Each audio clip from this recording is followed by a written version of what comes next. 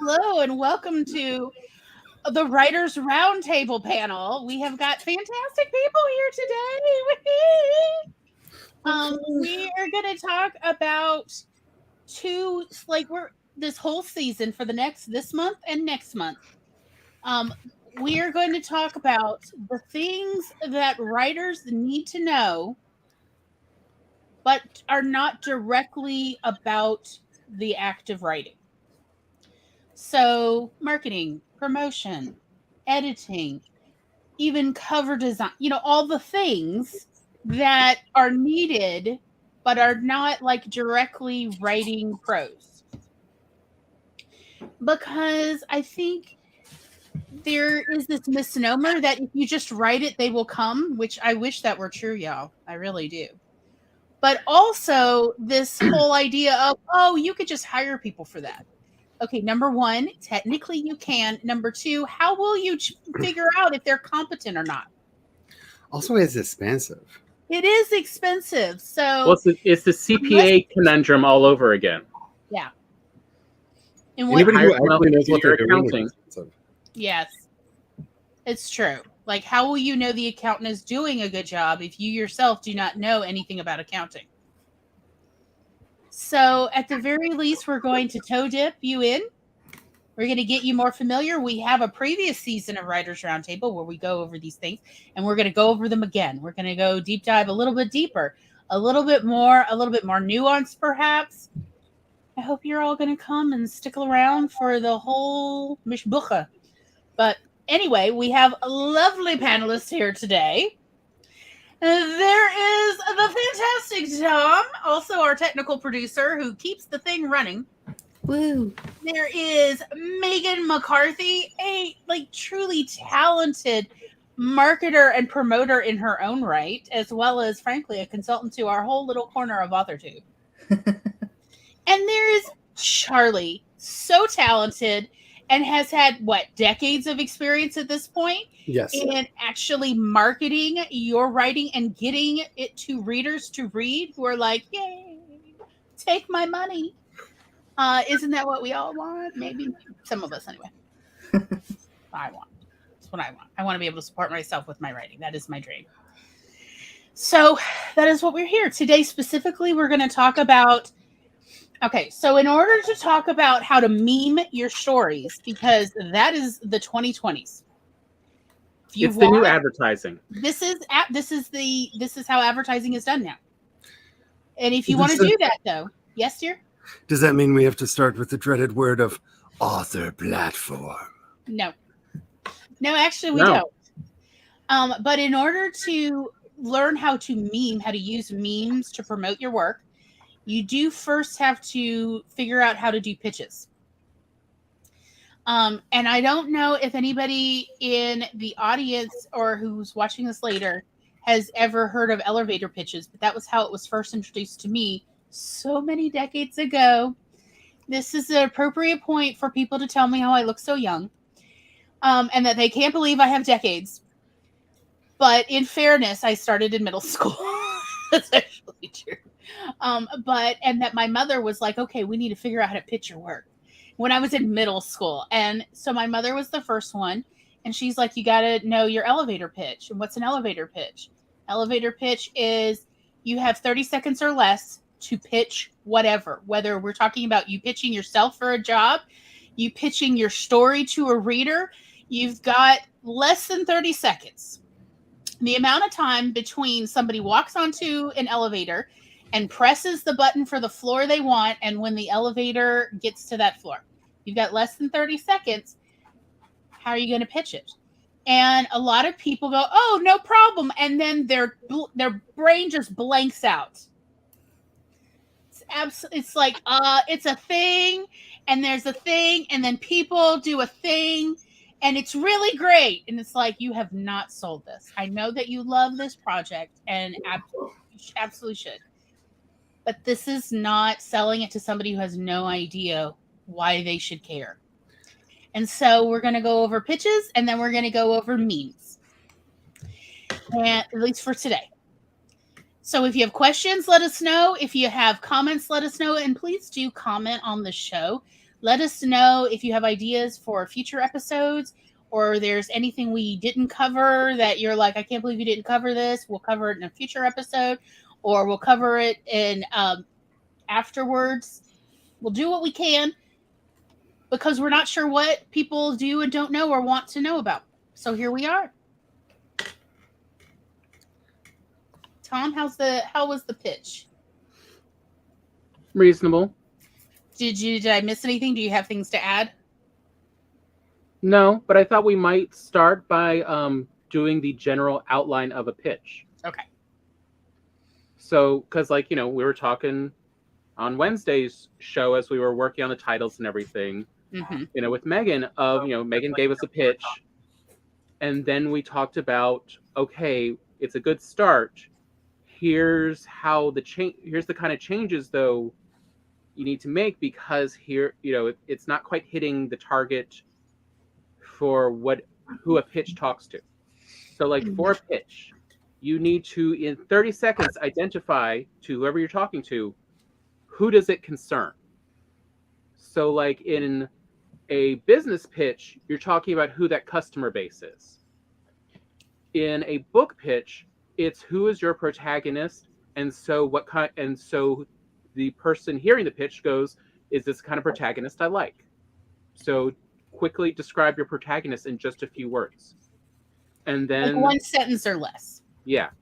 And then what is the problem? And then there's got to be a problem. There's got to be a problem.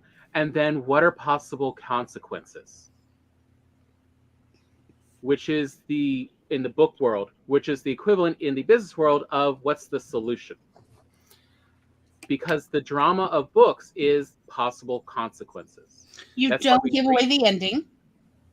You never give away the ending. You raise the questions of, will protagonists be able to throw away a nuclear weapon into a volcano in time, or will the forces of evil get it away from him and control all of Middle Earth? Who knows? I mean, he's just this little dude. He's a little dude who's never left the Shire. But that is sort of how a pitch works. You have to identify, who does it concern? What's the problem? What's the solution that you are offering? In this case, and that's what's in our case, it's who's the protagonist? What's the problem / obstacle? What are the consequences for success or lack of success? And that tells your reader, is this something they're interested in? I'm curious if you would agree with me on this, but I would also say that you could produce a simple log line or a very hooky high concept to start off with, or to sometimes just get people completely into the process. Are you talking about in a world? In a world where a lot of times log lines do begin with the in a world, but when thinking about the high concept or the log line, it's what would be on the movie poster. Because if you can summarize your story down to what's that phrase that would be on the movie poster, how would you sell this if you only had the one sheet hanging on a wall, and that one sheet could not have a lot of words on it? What is the simplest, shortest way? Because if you can boil your story down to that, then you have the ability to beef that up. So what is the most exciting thing that you could do? So, for example, when Alien was pitched, when Alien was originally pitched to Fox, he knew that space shows were not all that popular. It was originally pitched before Star Wars had happened. So you couldn't sit back and go, space is really hot right now, because that era had not opened up yet. But Jaws had just come out. And so he came in and he said, Jaws, but in space. Those were the first words that he said to them when he pitched the idea, and they went, ooh. They could instantly, you may not get the plot from that, but you instantly got what he was talking about, and they bought this and paid for him to write the first 3 spec scripts based off of just that one simple sentence, it's Jaws in space. I mean, it's a pretty good pitch, and it's actually fairly accurate. Yeah. To the basic tension of the story. We know what type of genre we're going to be in. We know what the expectations of the outcome are going to be. We have a rough sense of the difficulties. You know, that is what you need to know if you're going to be interested in this movie. Because for me, when you're talking about pitching, there are different audiences that you're talking to. Mm-hmm. And learning to see the difference between those is really important. I try to come up with my pitches. I do pitch meetings with myself for story ideas. Because if I can't sell the story to myself, then I'm not going to be able to sell it to anybody else. So I try very hard to have a pitch ahead of time for a story before I get started with it. And this is something I started doing a long time ago. And it's something that has guided my process for a long time. When I was originally developing my science fiction series and setting, I was hanging out at a convention with Ryan Dacey, who was currently working on creating a third edition of D&D. And I told him the basic idea and what I was trying to do. And because he's really good at quippy one-liners, and this was like 22 years ago, and the movie he was referencing had just come out, he turned around, looked at me with a wry smile on his face and said, "So you're writing Crouching Tiger, Hidden Starship?" And we both laughed, and I have sold a couple thousand copies of the series simply starting with that phrase. It's Crouching Tiger, Hidden Starship. And then going on to explain more about the particular story, because that your pitch should instantly turn their imagination on. Mm-hmm. And when you're tailoring it, when you're tailoring it to your audience, you need to realize your book is not going to appeal to everyone. Like, a lot of the fiction that I write is very inspired by wuxia and xianxia. Mm-hmm. So I can use those terms, and if I see somebody's eyes light up, I know I'm making a sale. Mm-hmm. Like, if I use those words in conversation, I instantly know, because there's so little of that written in English or available in translation, that I'm going to make a sale. But most people don't know those words, but they still like the genre. So if I can compare what I'm doing in that initial start of the pitch to the Duel or a Jet Li film that they may have known of. I used to use Legend a lot because one of the books that I did reminds me a lot of the Jet Li movie Legend, to get people to start thinking of, oh yeah, oh wait, but in space? Because that technique in pitching on a one-to-one, like when you're actually doing the retail sales of it, having a bunch of those that you can just kind of see who you're talking to. Somebody walks up to you wearing a Star Wars shirt. Oh, you better believe I'm going to be talking about who in my story is like a Jedi. Mm-hmm. And being prepared ahead of time. Because once you know how to write a pitch, making sure that you have a plethora of them that you've memorized. Mm-hmm. Yes. And that you can put just instantly off the top of your head, put out there. Shine Like Thunder is a vampire love story in space with a zombie army that tries to kill everyone. Yeah. And that for a very long time, I would sell out just with that sentence. Like, I didn't have to explain who the characters were. If I really was at a particular audience, I would point out that, and it's a queer romance. And then books disappeared. I mean, I just assume with vampires there's going to be queerness.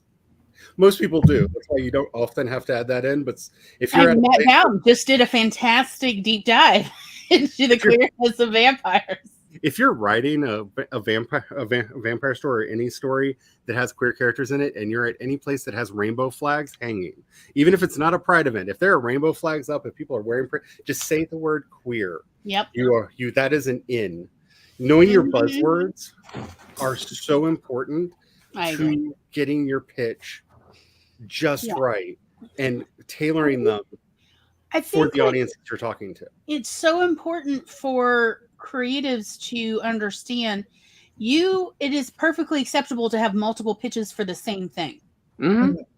Because most stories, or really like most endeavors, are going to appeal to several different groups, and you should have tailored pitches for each group. So even like where I used to do home parties, and they were primarily like lingerie and adult novelties.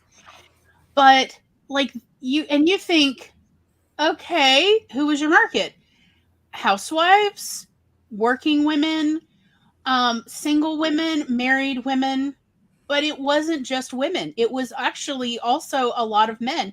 I was very careful of, I'm not just doing just guys, because number one, I am not a stripper. And number two, I do not want to deal with men who have an expectation they're going to get nudity when, no, that's not that kind of show. I'm more of I put batteries in things and then I let you handle it. That's my show. It's a hands-on sort of, feel the vibrations, and then let's move on to the next one and talk about it. Marky Mark. Anyway, sorry.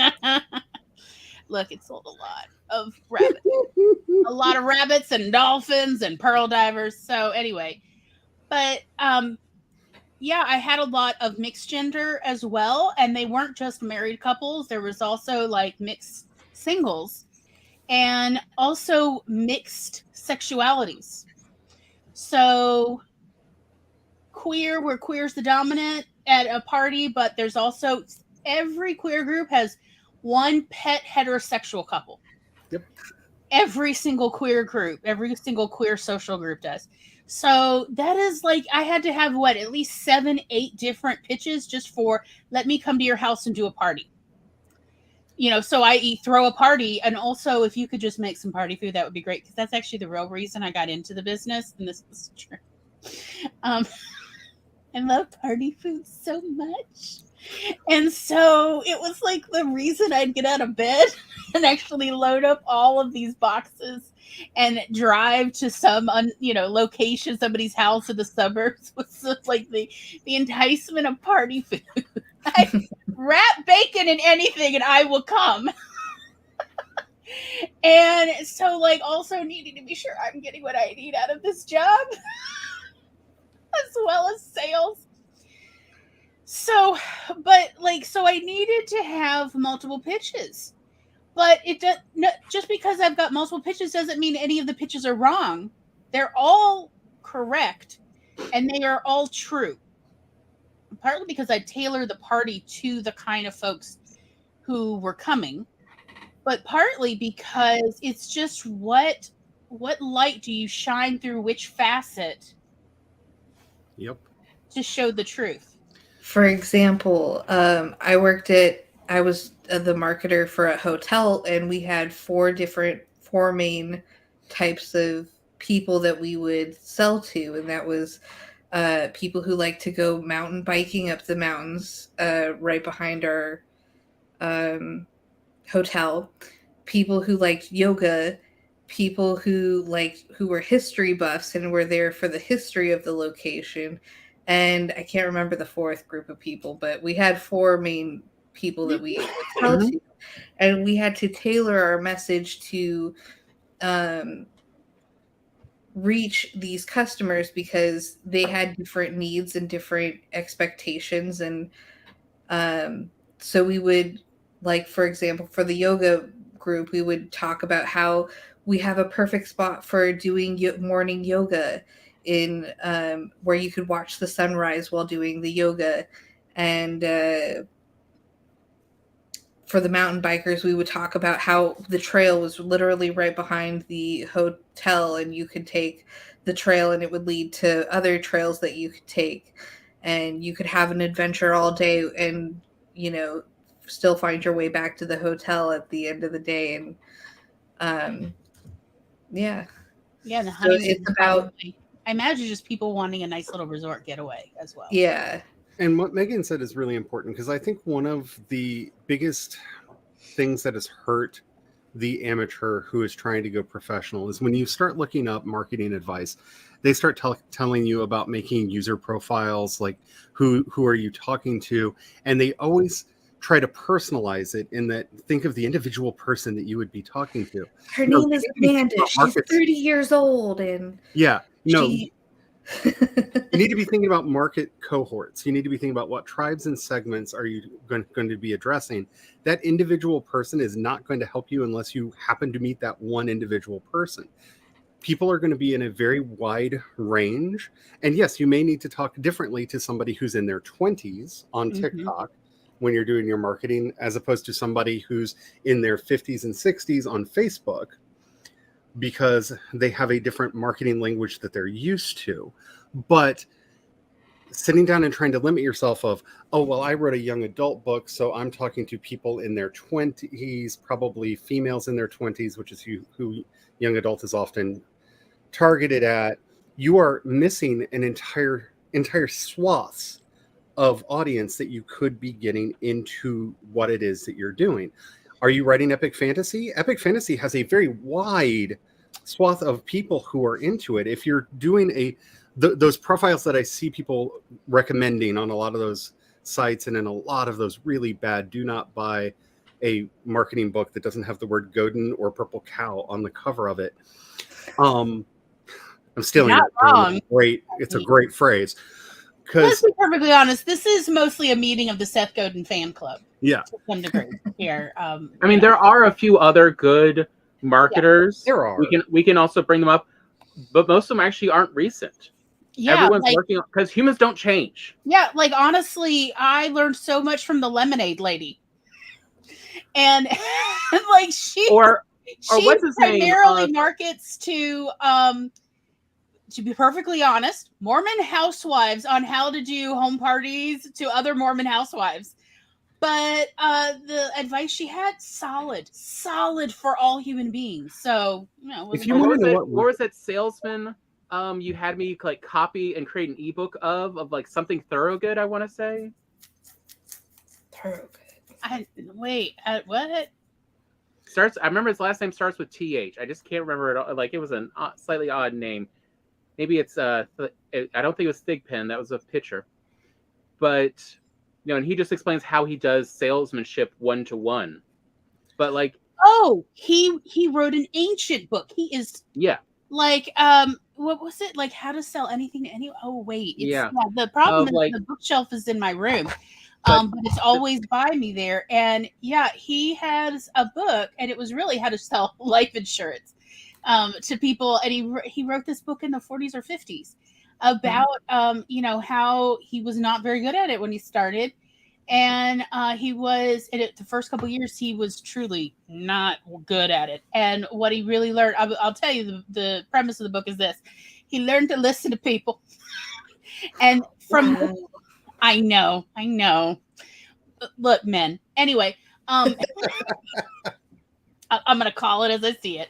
And it was listen to people about what are their actual concerns in life, and then tailor your sales pitch to what they actually are concerned about. So some people, and let's be honest, he's really primarily talking about businessmen.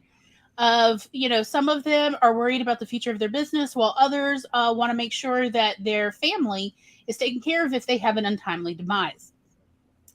And, he's like, look, it's not that hard to then go, well, look, life insurance will help with that. Whether we're talking about the future of your business, because what if you die, your business is going to fold because suddenly you're not there to run it and they can't afford to hire someone else to take over. This kind of like, that's very reasonable, but that's essentially the premise of his entire book. It's still a really wonderful book. It's not a very big book. No, it's a thin book. It's only like 150, 200 pages. Yeah. It's very readable. I have to say, like it's a very easy read. But it's essentially, hey, listen to people. And then, market as it's appropriate. What a revolutionary concept. There's a certain truth in there. That is actually how I used to sell thousands upon thousands of dollars of vibrators every month. Was, okay, what are you looking for in a bedroom experience? And are you fully satisfied? The answer is, even people who are who believe they're satisfied in the bedroom, it could be more, because you could do something different. Let's be perfectly honest. Humans love variety. So it's like at a certain point, Absolutely. Tell me, and I would just, and if it was a one-on-one conversation, it was just simply tell me how it's going. Is it boring in there, or is it exciting and you just want a new flavor? And then let's talk about the different products and like how in depth you want to get and how much money you have to spend, because like And the how many rabbit people are type, involved? and how many? Yes, you're right. How many people are involved in this? Because there's definitely times where it's like it's a good relationship, but one of you is has a lot of 1 and 2 week business trips they have to take throughout the year, and it's like, so there I'm by myself. Then it's like, what do I do during the downtime? Certainly, like they don't, and there's definitely the issue of I wish to be satisfied in the bedroom without cheating. It's a real concern in relationships, and people want to make sure the other or however many other people are in that relationship are satisfied to the point that they don't feel a need to leave the relationship for satisfaction. So a lot of very practical people are very honest about this, and they're like, so if they want something, if a toy will help, let's get them a toy. What is the right toy? And so, like, again, just listening, what is it that you want that I have that may answer this? Everything from a cream to something that requires batteries, or now they don't require batteries, they just charge on a USB cable, which is fantastic. But like listening to people and then going, well, this is what I have available. All right, I just have a slightly changing the subject? Sure. But yeah, I know you got something in the share screen here. Yes, I also have that. I've got 2 things actually. But first, I want to have just a short gripe, because no one here has mentioned it, and I've heard this enough times from creatives, that I do not have anyone to proverbially punch, but it always makes me want to punch Get it out. them. Where are we going? If your response to you need a pitch is, but my work is an experience, you can't just describe it in a sentence, then your audience doesn't care. Why does your audience care? Yep. Is the purpose of a pitch. If you cannot give your audience a reason to care about whatever you're selling, anything at all, whether it's a story or a product, why should they keep listening? Why should they invest any money? So even if you can't, but really, if you're writing a story, you should be able to summarize the basis in some form. And if you can't, your story is too complex, you really need to pare it down. Yes. That is what trilogies and series are for, is so that you can tackle many subjects across the realms, but give people in bite-sized forms so they know what they're getting in each story.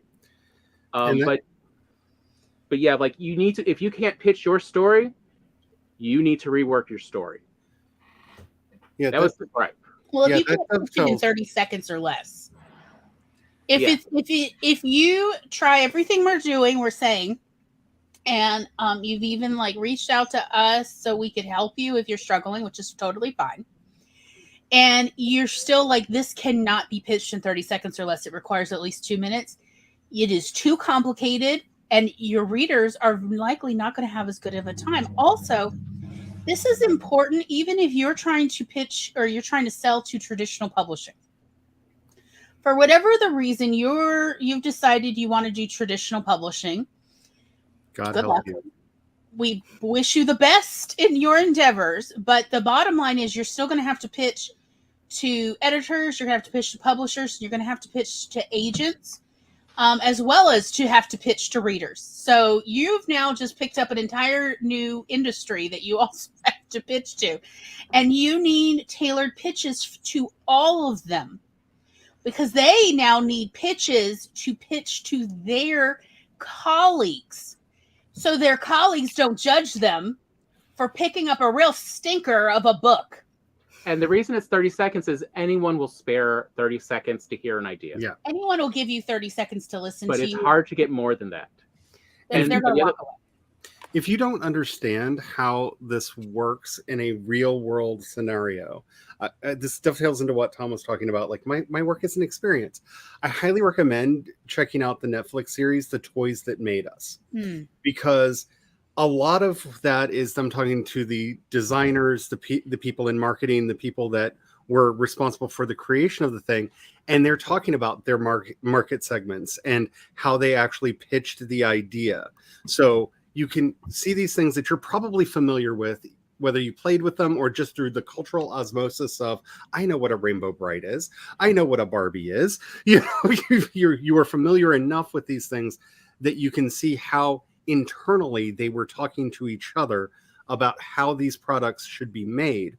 Because at the end of the day, while I am very precious about my stories, and I'm sure all of you are very precious about your stories, we are making product. If we are in business, we are producing a product at the end of the day that needs to be marketable and sellable, or we're not in business. We are experiencing a wonderful hobby of writing. Nothing wrong with that if that's your bag, but that's hobby writing if you're not trying to make the money.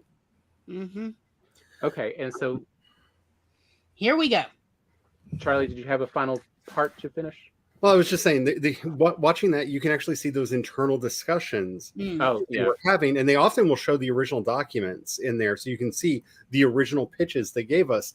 You know, He-Man, She-Ra, Barbie, what have you, and it really does help you understand how you should word your pitches. And once you see them, you'll never unsee them, and you're like, that's exactly what that thing is. From like the Transformers episode, from the 1985 TV series to the Michael Bay movies. That brand has been consistent throughout based off their original marketing ideas for it. So another one I want to bring, and the other thing I want to show real quick, and if you can't just pitch it in a sentence, you're like, I don't know how to describe it. That's where mashups really come in handy to pitch things. You know, we started with, you know, it's Jaws in space. But if it's a little bit more complex, you can do like how to describe and sell all of these in under a sentence. All right? There's now 3 of these zombies movies from Disney. You know what? They're actually fun. They are campy I cannot even begin to describe how campy these movies are. If you love camp, you probably should watch these. But the way to describe these is Zombies, the first movie is Disney's High School Musical meets The Walking Dead. That's it in a sentence. Yep. You're not wrong. Yes. And it tells you it's going to be a musical. It is essentially the High School Musical concept, but with zombies. And that's exactly what you get. I mean, it does give you payoff. And Zombies 2, High School Musical meets Twilight without the vampires. Because seriously, those are the werewolves from Twilight. Mm-hmm. That's it. That's all you have to say. And if your audience likes those 2, they will like this movie. Now, the one caveat and that then Zombies 3, Zombies in Space, y'all. Is, you know, Zombies, is High School Musical meets, offhand, I can't think of a good, Close Encounters of the Third Kind. It's aliens. It's aliens versus zombies. Yes. Yes. It's fantastic. And that's what you get. You get more musical, more aliens, and zombies. In high school. In high school, of course. Now, and that's all you need to know. Yep. That's it. Now, the one caveat that you really need to bear in mind when you're doing this is if you're doing a high concept like this, if you're not familiar with the original work, don't do it.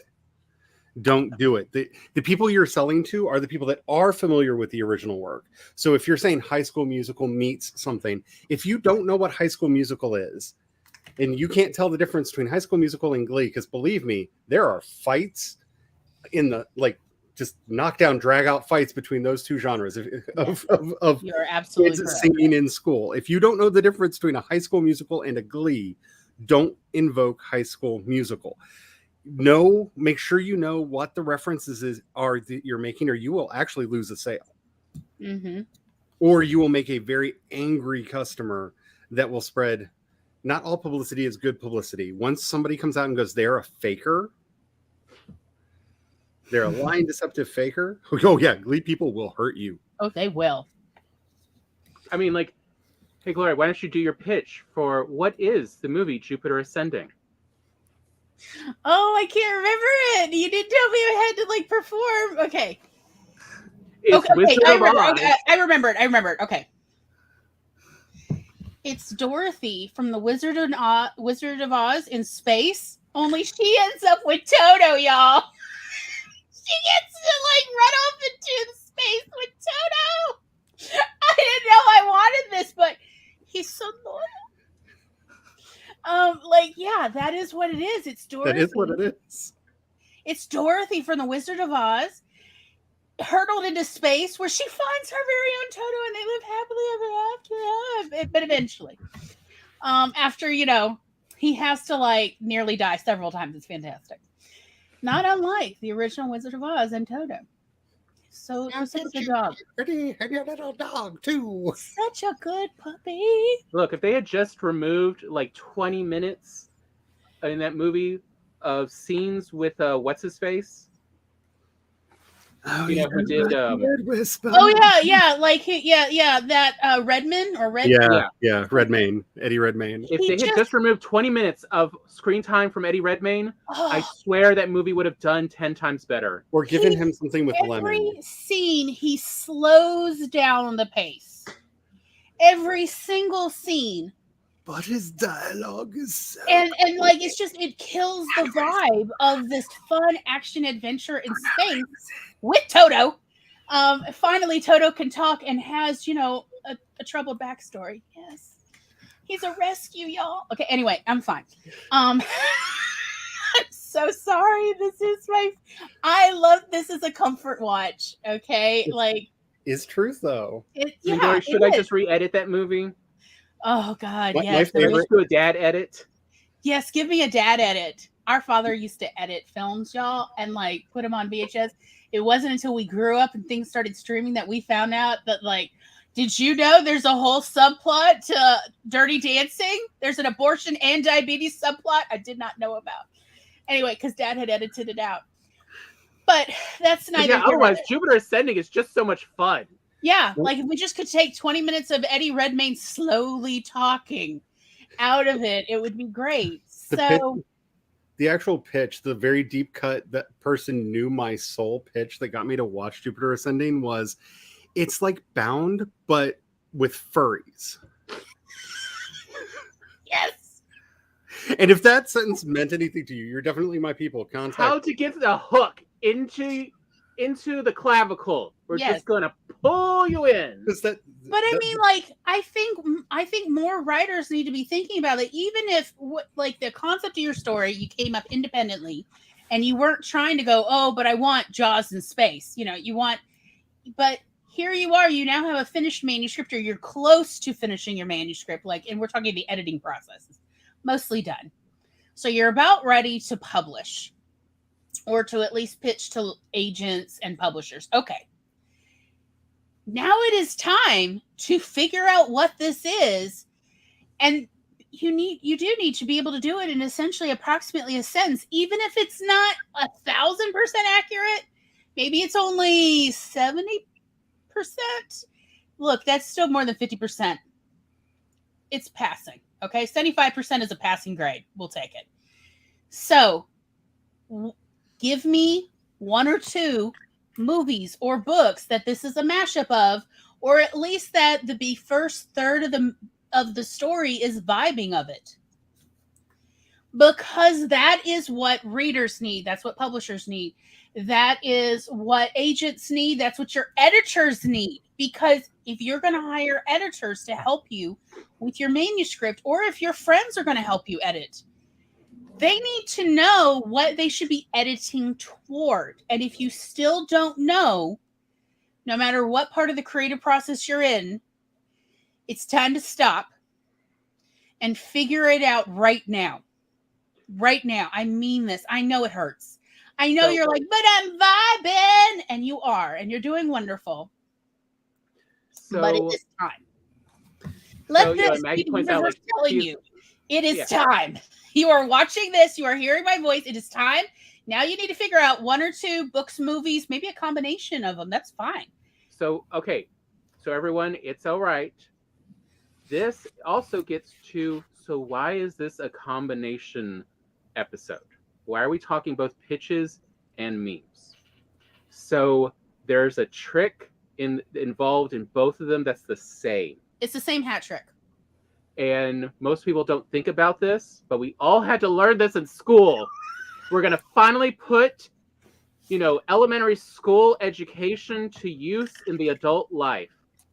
That you're just like, but I'm never going to use this. We finally found use. And that is, create the outline of your book. All right? What are the major points? If you are in history class having to take the outline notes for the events of a history event, what would you write? And then just based on the outline, which is just the major plot events, that shows you what are you pitching. You are pitching these events. What kind of stories have these events?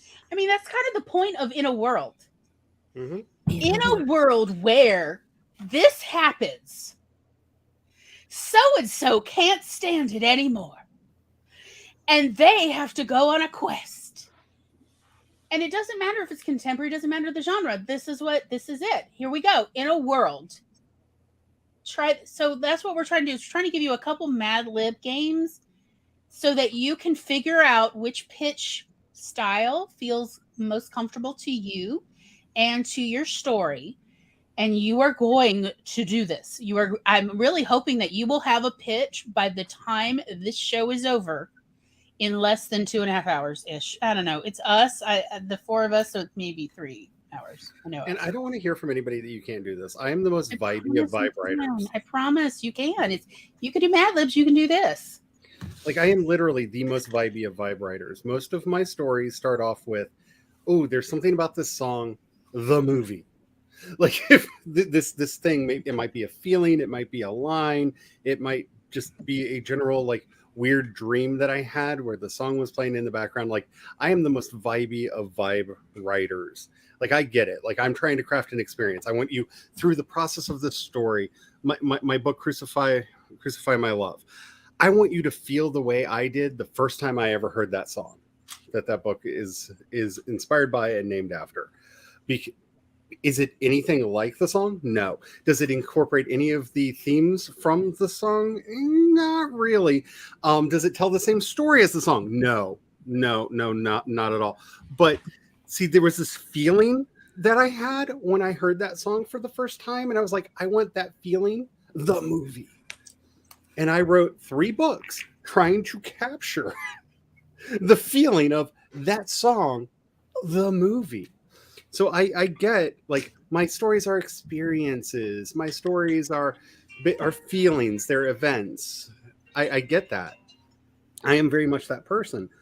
But if I had to tell you what is Crucify My Love, a servant of the god of death finds out he needs to save a city because it's having a random zombie outbreak, but accidentally falls in love with a man who is sent there to kill him. That's what the book is actually about. It sounds super fun. Right? Is that the best pitch? Actually, when I did have that temporarily on sale before the pandemic happened, and the idea of having a plague book out during a plague felt weird, and I pulled the book back, that pitch, every time I put it out, I would sell 5 to 6 books within the first hour of tweeting that pitch. Nice. So I know that pitch does actually work, because that's the other thing that a Twitter account is very good for. Tweet your pitches, y'all. Mm-hmm. Tweet them. See which ones actually get engagement. Which ones are actually working. Workshop them. That's what that site is good for. And like in here, I will give you a pitch that I know, and I asked ahead of time if I could talk about this, because it's a book that hasn't come out yet. But Doll's book, which is overall a very original story, which is also its Achilles heel. It is hard to describe this book, to give you a sense of it, because it's hard for even the beta readers and alpha readers to pitch this book and meme this book because it's so original. And so, but here, I can give you the pitch for it that will find some audience, even though it's not going to be the biggest mainstream audience, which is 2 teenage ace soulmates with, ESP must learn to trust each other in order to not only escape their abusive lives, but save the world. It sounds like a fun adventure. That's the pitch. That is only one sentence. Does it tell you about all the music references? Does it tell you about, how much they travel to Scotland out of body talking to each other? No. Does it tell you about traveling to other planets? No. Does it tell you about the evil organization? No, but it does imply that one. And that one is literally on a space station and the other is in South America. No. But it tells your audience, is this a story they want to get involved in? Yeah. Cat's like, take my money. Yeah, exactly. The pitch is just what is the one angle you can summarize this from? Every story is complex. Lord of the Rings, for all we joke about walk, walk, walk, walk, walk, walk, walk, walk, walk. It's going to take another hour or two. Walk, walk, walk. Ellipse. Yep. Volcano. Toss. It is a huge world with so much involved in it. So much politics, but if you need to summarize it down to one little thing, it's, the smallest person, the most inconsequential hero is the one that will save everyone because they don't want to be in power. The greatest bromance ever told. Bromances, plural. Let's yes, be honest. yeah, It's plural. It's a lot of bromances, quite honestly. It's like, are you into bromance? Oh, have we got a story for you? Yeah, Oh, Jenna, did you phrase, forget? And then you put each one on the different poster, promoting it. Yeah, you really could. Jenna, did you forget that's what we do on Writers Roundtables? We just call out all of AuthorTube. Including ourselves. Because we want to help out. We want to give you the skills because we know most of the people at AuthorTube are decent writers. They've got a good couple and they're stories. also decent human beings. Yes. Most of the people I've met on AuthorTube, the vast majority, are genuinely kind, compassionate people. And I want them to succeed because I'm so tired of cruel people succeeding in this world and the good people are left in the dust. F that. So here we are, and I'm not charging. I'm not.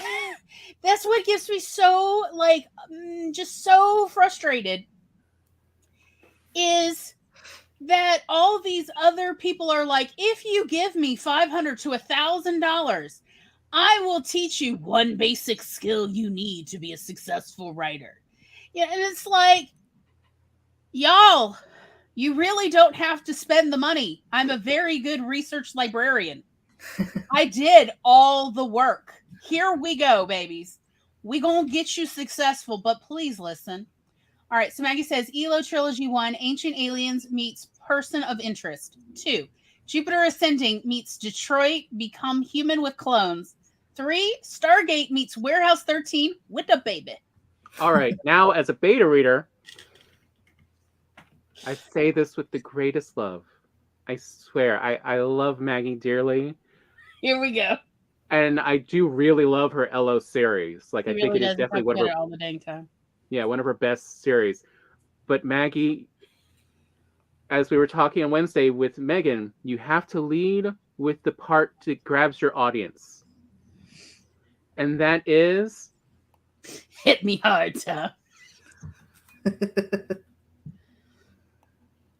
Humans meet humanoid cat aliens.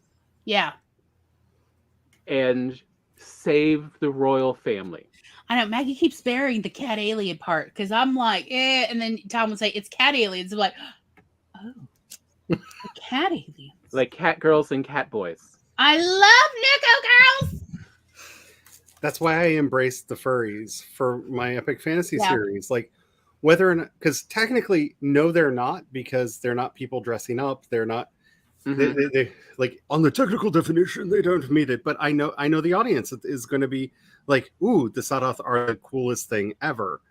And you have to realize that about yourself and not be precious. This is the one thing that is so hard. You can't be Smeagol. Don't Gollum this stuff. This is not your precious. It is not going to take care of you. You're here to sell it. But you do need to know what parts of your story are the hook to readers. So to me, as we've talked about with all these pitches, the hook for Elo is I can't remember the main character's name. I'm just gonna call her Sarah real quick for shortness. Sarah has isolated herself from the world due to a lot of abuse in her past. She must overcome all of her shyness and avoidance to save. So Annie. Okay, Annie must overcome all of her reclusive nature if she's going to save both humanity and who's the main guy? So and so, a cat-like human from outer space. Like that's the first book. I know she's calling a line shifter. I know they technically can. Well, some of them can turn more feline when they get more adrenaline, but most of the time, look, it's cat boys and cat girls. Just stick with the term. That's the other part. Stick with the terms people know and the hashtags people want to search. And if the story is not romantic, avoid the word shifter. Oh no, it's romantic. No, I'm just in general, because shifter romance has become such a prominent genre in of itself that if you say the word shifter, people are going to autocomplete in their head romance. Okay, then Maggie's correct to just say, a pseudo line shifter. Mm-hmm. I'm not as big on the romance part, so I don't know. I read a lot of shifter romance. Timmy, Okay. romantic is not that much into romance. Color me shocked. Yeah. See, that's a better. And when Annie accidentally encounters, Leo or whatever, a pseudo lion shifter, she's going to have to break all her rules she put in place to keep her safe, to save the world and save so and so. And we already know this is a romance that's going to develop between these two. You don't have to say any more. We know it's going to be an action adventure because there is saving and there's aliens. Mm-hmm. And I'm all in on the shut up and take my money. Yep. Like, I was interested in this series. This just I'm definitely going to have to buy and read all of these, no matter what. Yeah, there's the part that hooks people in. That is the pitch. Is why do I care about it? Why do I want to give you several hours of my life? Exactly. Because I've now got to spend this time with you telling me this story. It's got to be worth it because, I have the attention span of a goldfish. So just to do a mild self-promo here to really help with this, in the first season of my podcast, Myth Weaving, I spend a lot of time figuring out what is the fascination of your story, what is the fascination world, and drilling down into what John Bonnet refers to as the quintessential element of the story. And that is so vital to understand for marketing, because it's the thing that, one, keeps you writing, because it's that core fascination that has made you really want to write this more than the story itself. It's there's one magical element in there that grabbed your attention and is like, I must make this come to be, and go through all the pain and effort that it will take to get there. So it's good for self-motivation, but it is extremely vital for marketing. And that's what we're talking about here, is drilling down, finding, first of all, what are those fascinations that led you to this place? And then what is that quintessential element that will drive somebody to read or write this? Because that, in a lot of ways, historically, for example, has been the difference between Star Trek and Star Wars, is you could define both of them as simply saying a space opera. You could say that for both of them and be technically true. But the actual difference between the fan bases is, one is a science-based adventure story set in a future world where humanity has solved its problems. That is Star Trek. Star Wars is a mystical adventure series set in space where people are struggling to overcome tyranny. That's the difference between the two. And it's a big difference. And it's everything to understand there. Because if your story fits into one of, if you can add that tagline on the end, you don't have to say like Star Wars or like Star Trek, but people will instantly get that connection. And if they're a fan of either, plug right in and get your book. It's figuring out what is that fascination, what is the core thing there that draws people in, and harping on that as much as you can. And with that, how about we take a short break? Give our introverts a little off-screen time. And when we come back, more. Tom, what do you want to talk about when we come back? I mean, part of me is like we can shift over to meme. So, we'll cover both, essentially the second part of this combo episode, and then the third hour on, we'll sort of show you how to combine these tools together. Cool. And how they all sort of overlap. Fantastic. All right. We'll see y'all in approximately 10 minutes.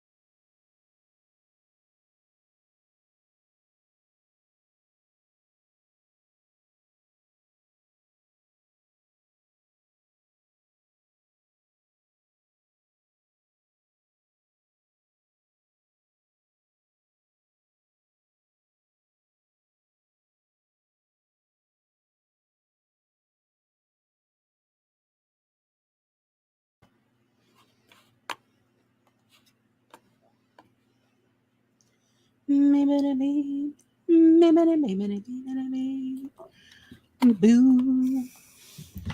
Happy Halloween.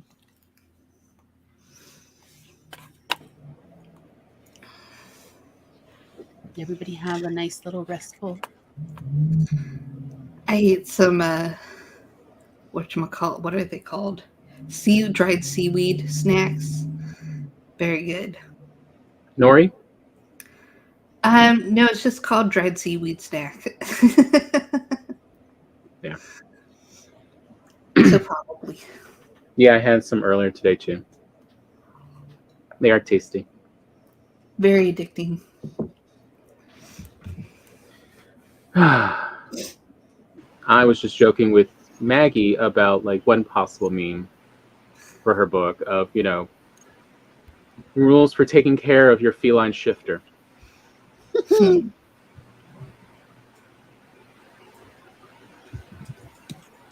Because the whole point of memes is these are just little thoughts. You are offering an appetizer of what you will be thinking about in that story. I mean, you've seen all the stuff coming out. You've seen all the stuff in the last decade over Harry Potter. Most of that stuff does not involve anything. Supernatural. Yeah, most of that does not actually involve anything that happens within the story. It's sort of just thoughts adjacent. Things that are fun about the story to joke about. But and these are all references to events in the story, especially that first one of Elo, of, 1, they hate vegetables and will attack anyone that offers them. 2, be careful when they start to shift as they tend to get bitey. Maggie was joking, so I adjusted 3. While they hate new people, be careful when befriending as they have a tendency to stalk those they love.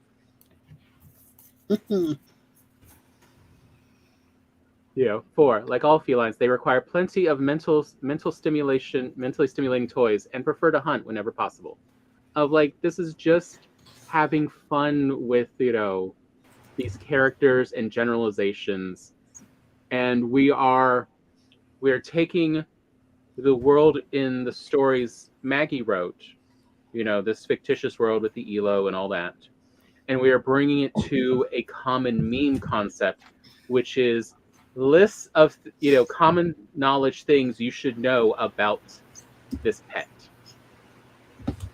And we are combining them, matching them up into, a bit of fun and humor.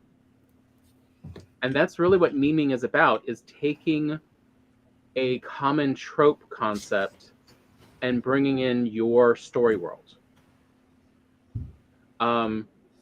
There's a lot of meme makers now. I highly recommend, if you don't have a lot of skills in, Photoshop, to just go find these. So and let me just, go over a few. There's Meme Maker. And you see these, already blanked, and you just fill in the text.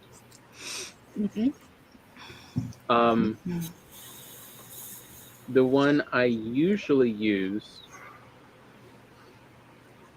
is Image Flip.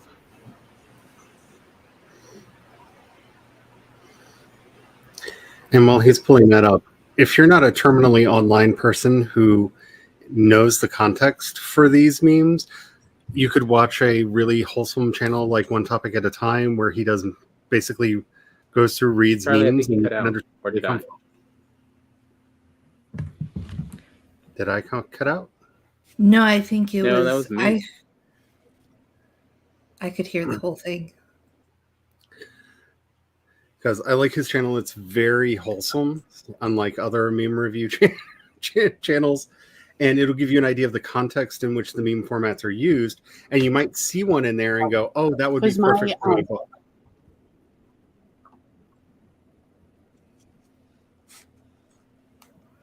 I think there are meme dictionaries and encyclopedias that will explain every meme to you. Yes, there are. the one of the reasons why I would recommend something like that is some memes have gotten stale over time and will not actually have the impact with the audience you're looking for. Especially if you're trying to attract a young audience, making sure that you know what the current crop of memes are and how they're used and what they mean can be beneficial to you if you are not a terminally online person who speaks meme as a second language. Because not all writers are, and that's fine. That captain trying to decide between the two buttons is one of my favorite meme formats in the history of memes. And oh my. And of course, the classic the girls screaming at the cat.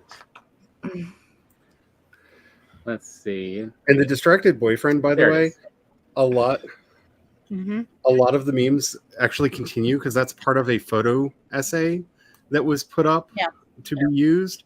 And the moral of the story is she ends up with her. The two girls end up hooking up at the end of that story because he's looking at her. She's upset with him. They end up having a confrontation, realizing that they like each other better than him. And then the memes get really funny because then there's a lot of him crying, watching them on dates. Like that is a whole story of memes that you can use. Like there's a whole lineage where those same actors shot this entire story that you can. I've seen some amazing things done with that. The Gru. So, like, here's one I was thinking about over the weekend. Let me see if I can remember. I can't quite remember how I wanted to phrase it because, I mean, you will have to work on phrasing to get it to fit well. But the general concept was for Maggie's Relics of Time, and I want to say history, I don't remember. Was, for the Gru meme of doing, you get hired to go study living dinosaurs for, the first one. Second one, you find a time machine to go travel back in time. The third one is the time machine leaves you stranded and will show up later. And then you just leave that for both of the bottom two of the, wait, what? And there is a great summation of the opening couple chapters of Relics of Time. I honestly, the third one, I just go, the time machine disappears. Yeah, like. Not that it shows up later. Why reassure them? Well, it's actually a story element that the time machine randomly shows up and disappears. Yeah, I'm just saying, you don't have to tell them in the meme. But yeah, like, the time machine disappears. And then it's like, well, people, if a person is interested in, Cretaceous Park with time travel, they might be interested in this story. And that's what, that's how the meme works. And these are all fun, but these are actually a form of advertising because they tell your audience a little bit about your story. It's sort of another way of pitching. So it's like, well, how do you figure out what in the world's memeable? And again, it comes back to go make a outline of your story. How would you describe the point of each chapter, or at least the highlight points of each chapter? And then look for what are the interesting events. As Maggie pointed out, a quote from her story, I think it's the second book, is, I thought it was pasta, not tentacles, but it tastes like lobster. If you can truly have, a two-person meme for just these two. And if someone likes that, like, they may enjoy the story of that's the kind of humor they like. Of the tentacles.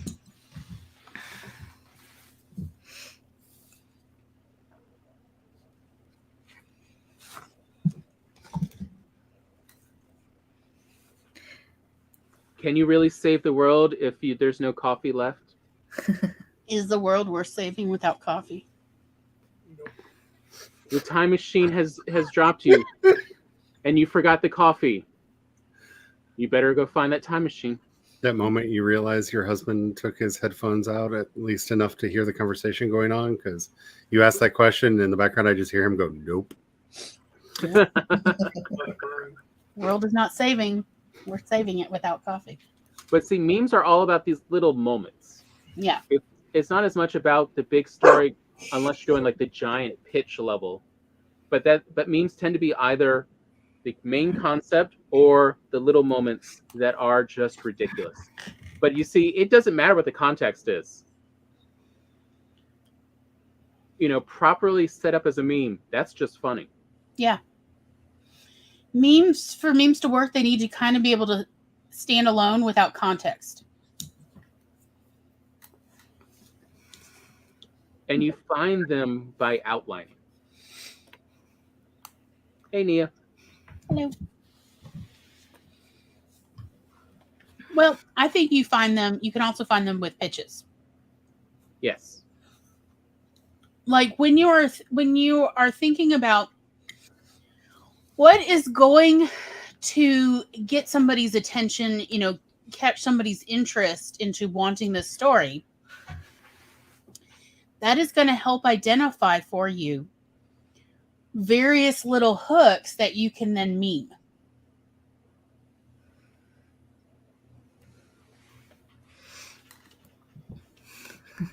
Grandma finds the internet is funny.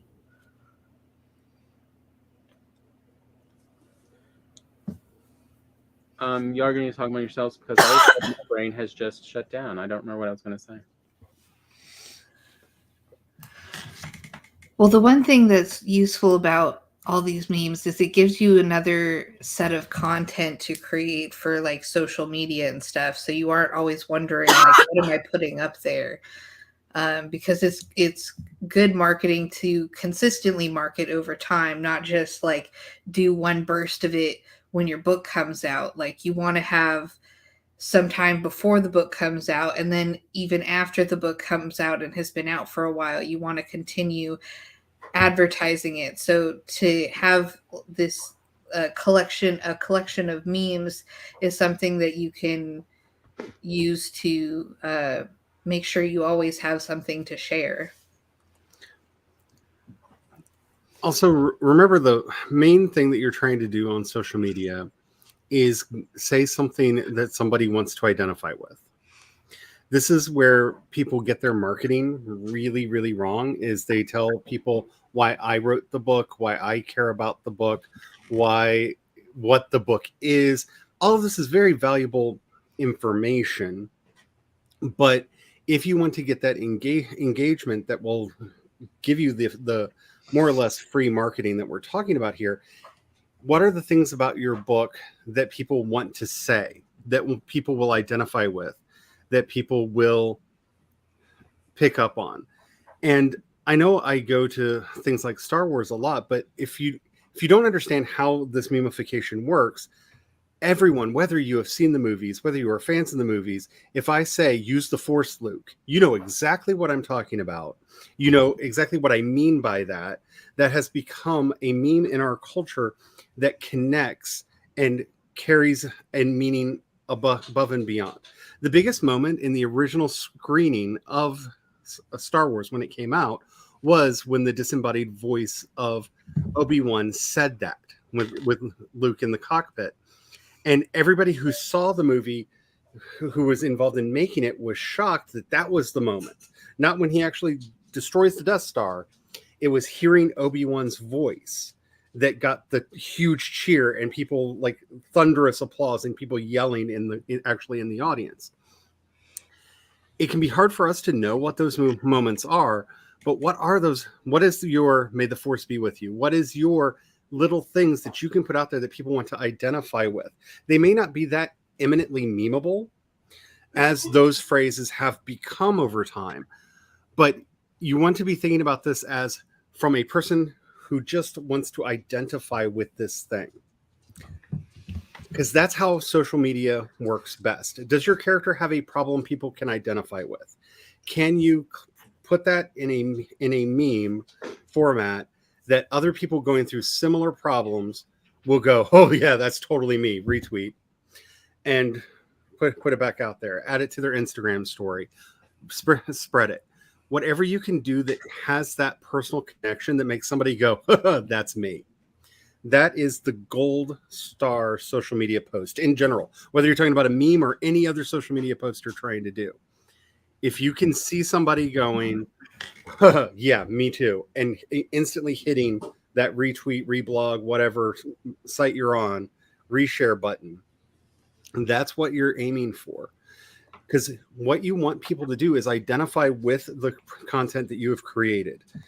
And they say that for most marketing will tell you that somebody needs to see something 6 to 7 times to know that a thing exists and to start contemplating.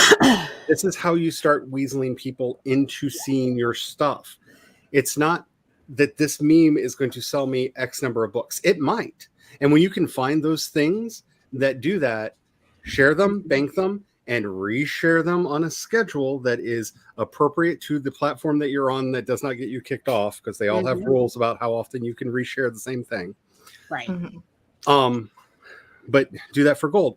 The main goal with these memes that we're making here is to put you and your whatever product you are trying to get people interested in front of people enough that, one, they start having a personal connection to it and want to know more. And also, hopefully, we'll be resharing it. So what are those personal moments? Did one of your characters have a really bad, sassy breakup moment? Does that jealous boyfriend, jealous girlfriend meme? Or there actually is a jealous boyfriend version of it that is hilarious. Where she realizes, oh, yeah, you know that girl? Yeah, you were right. She is hotter than you. So, like, you can go either way with that one. But is there a moment like that in your book? If so, meme the hell out of it. Make it as funny as you can. Make it as relatable as you can. It's the worst catchphrase of the modern era, but it is so true, because that's what is going to sell your product. Is somebody, you want them to see themselves in it somehow, because they want to identify with your protagonist or at least some character in your story, and that's how they're going to buy it. So while I'm still working on other thoughts, I thought I would just show real quick from last year, a prior assignment where Glory was working on her Vela story of 2 brownies stumble into the backyard of 2 godlike beings and must tell them stories to save their lives. And so she's like, I can't meme this. There's nothing memeable about this. And I said, you can meme anything. Here, I will make you up a whole load of memes. By the way, there's only like 4 or 5 in that Telegram group that you posted. The rest were on my laptop, which is, I don't have that hard drive anymore. Glory, it is in the Telegram group. I'll show them real quick if you want to. Okay, well, anyway, here, that's what I have loaded up to, was to show, like, you do not need to know anything about this story that, like, I don't know, less than 100 people have read on Vela. But that there are memeable moments that at least kind of pique an interest.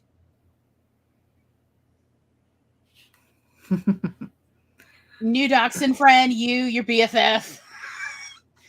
I mean, if you know this story, though, this is so true.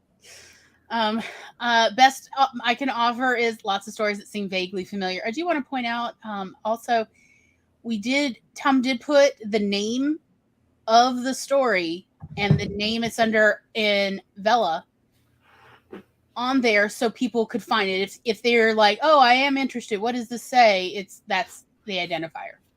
That's very important. Also, do not put the Amazon link on all of these. One, if you are using Twitter, Twitter will not show that link to people. Twitter does not want people leaving. Facebook does not want people leaving its site. They will punish you if you put a link in.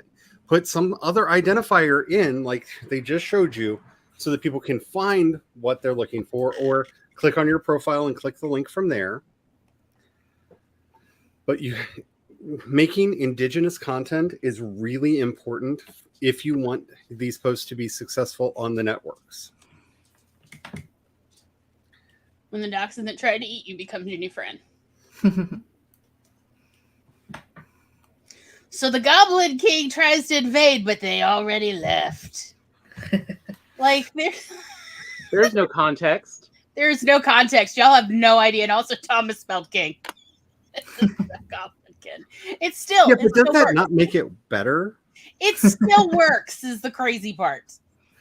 Of like, it's like, whoa, but what is this? When your separate storylines start coming together. It's just a ridiculous story. And because this was essentially my, really sassy response to you can't. There's no memes in the story. Yeah, this is an unmemeable story, and Tom was like, "Challenge accepted." Yeah, that one. What gives people feelings of power? Money, status, knowing how the story ends. Which good luck on the story. I got that one. What if we finish a story before we start that you weren't listening? So this is something that keeps coming up in the story is every time these two little brownie creatures are telling a story after dinner, they find a reason not to finish it and say, "Oh, I'll finish it tomorrow." And instead, the next day they start a different. They're fully pulling a Scheherazade. They are totally buying time, and they do this for a long time. Like they just BS their way through this, and this keeps going on. This is like endlessly. So I just made up all of these partial stories, but I couldn't think of any endings. The Tom's like, "That's totally fine. Just have them start another story. It's totally fine." And also, they're always about what are we gonna eat next. I mean, because they're brownies, and so hence storytelling for dummies by that darn brownie, a reference for the rest of us. Dachshund versus Brownie. The other brownie just watching. Fall asleep during a story. New story. Of when the next meal is announced. There are also GIFs. Yeah. Like there are GIF memes as well. Should I add on another part? After all, what's one more story? I mean, because this goes on. This is like a meme in the story. What do you call a dachshund who rides into battle? Your war wiener. That may be my favorite one. Please feel free to retweet. If I ride a dachshund into battle, does that make it my war wiener? This is actually a continuing vibe for one of the brownies that they desperately want to befriend this dachshund so they can, because they know there's a battle coming and they're going to need a steed, and they're like, "Oh, war wiener, yes." And so like I didn't actually write it out, but there's like a whole plan that the brownie has for getting a special saddle made and everything. So yeah, this is a big deal. Yeah. What if I told you it's all just one single story? And again, I just want to point out, like, these memes work out of context. Like, you could just reuse this particular one in so many other stories. And if it's got, the little thing with the title and the name the story is under, other people are reusing it for their stuff. Like, there's a little bit of advertisements going out for free organically. And they asked if I could finish the story before lunchtime. Yeah, it's not going to happen, y'all. I'm going to tell you, these brownies never finish a dang story. You got that one? Let's see. When the submission deadline is an hour away. All right, that really did happen to me. For Vela. The storyteller is finally ready to finish after a long meal. Bathroom break. They never finish a single story. Because I didn't know how any of the stories end. Yes, my good story. My other story is scary, omnipotent beings. Let's feed them. Like, just if it's something you're interested. This is again another one that's like a pitch of if you are interested in this, you may want to look further. Every story leads into another story. Stick with one story type. Tell the story in multiple ways. Yes, that's what the brownies keep doing. Don't make me tap the sign. Stories will not finish just because you expect them to. When they say you just ate, what about snacks? And again, these brownies are constantly talking about food and what are you going to make for us next? It's happily ever after. And again, there are memes that can just be reused again and again. I'm going to get to that one. I'm going to save the world with my BFF. But you're a storytelling brownie.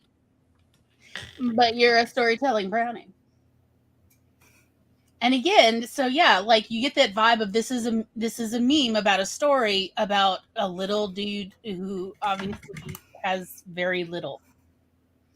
But and yet, somehow is going to change everyone's fortunes. Mm-hmm. Tell a story, and get fed.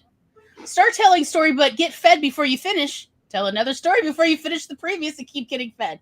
Again, does this appeal to you? Have I got a story for you? Dachshund find you hiding in the bushes. Dachshund after you offer her a sausage. Here we go. Finish a story, start another story. Which one? So I'll get gourmet meals if I just keep telling you stories. And again, like you can use the same line in a couple different of these memes because there's the same one. So I'll get gourmet meals if I just keep telling you stories. I do a lot of food description in these stories. I have to be hungry when I write them.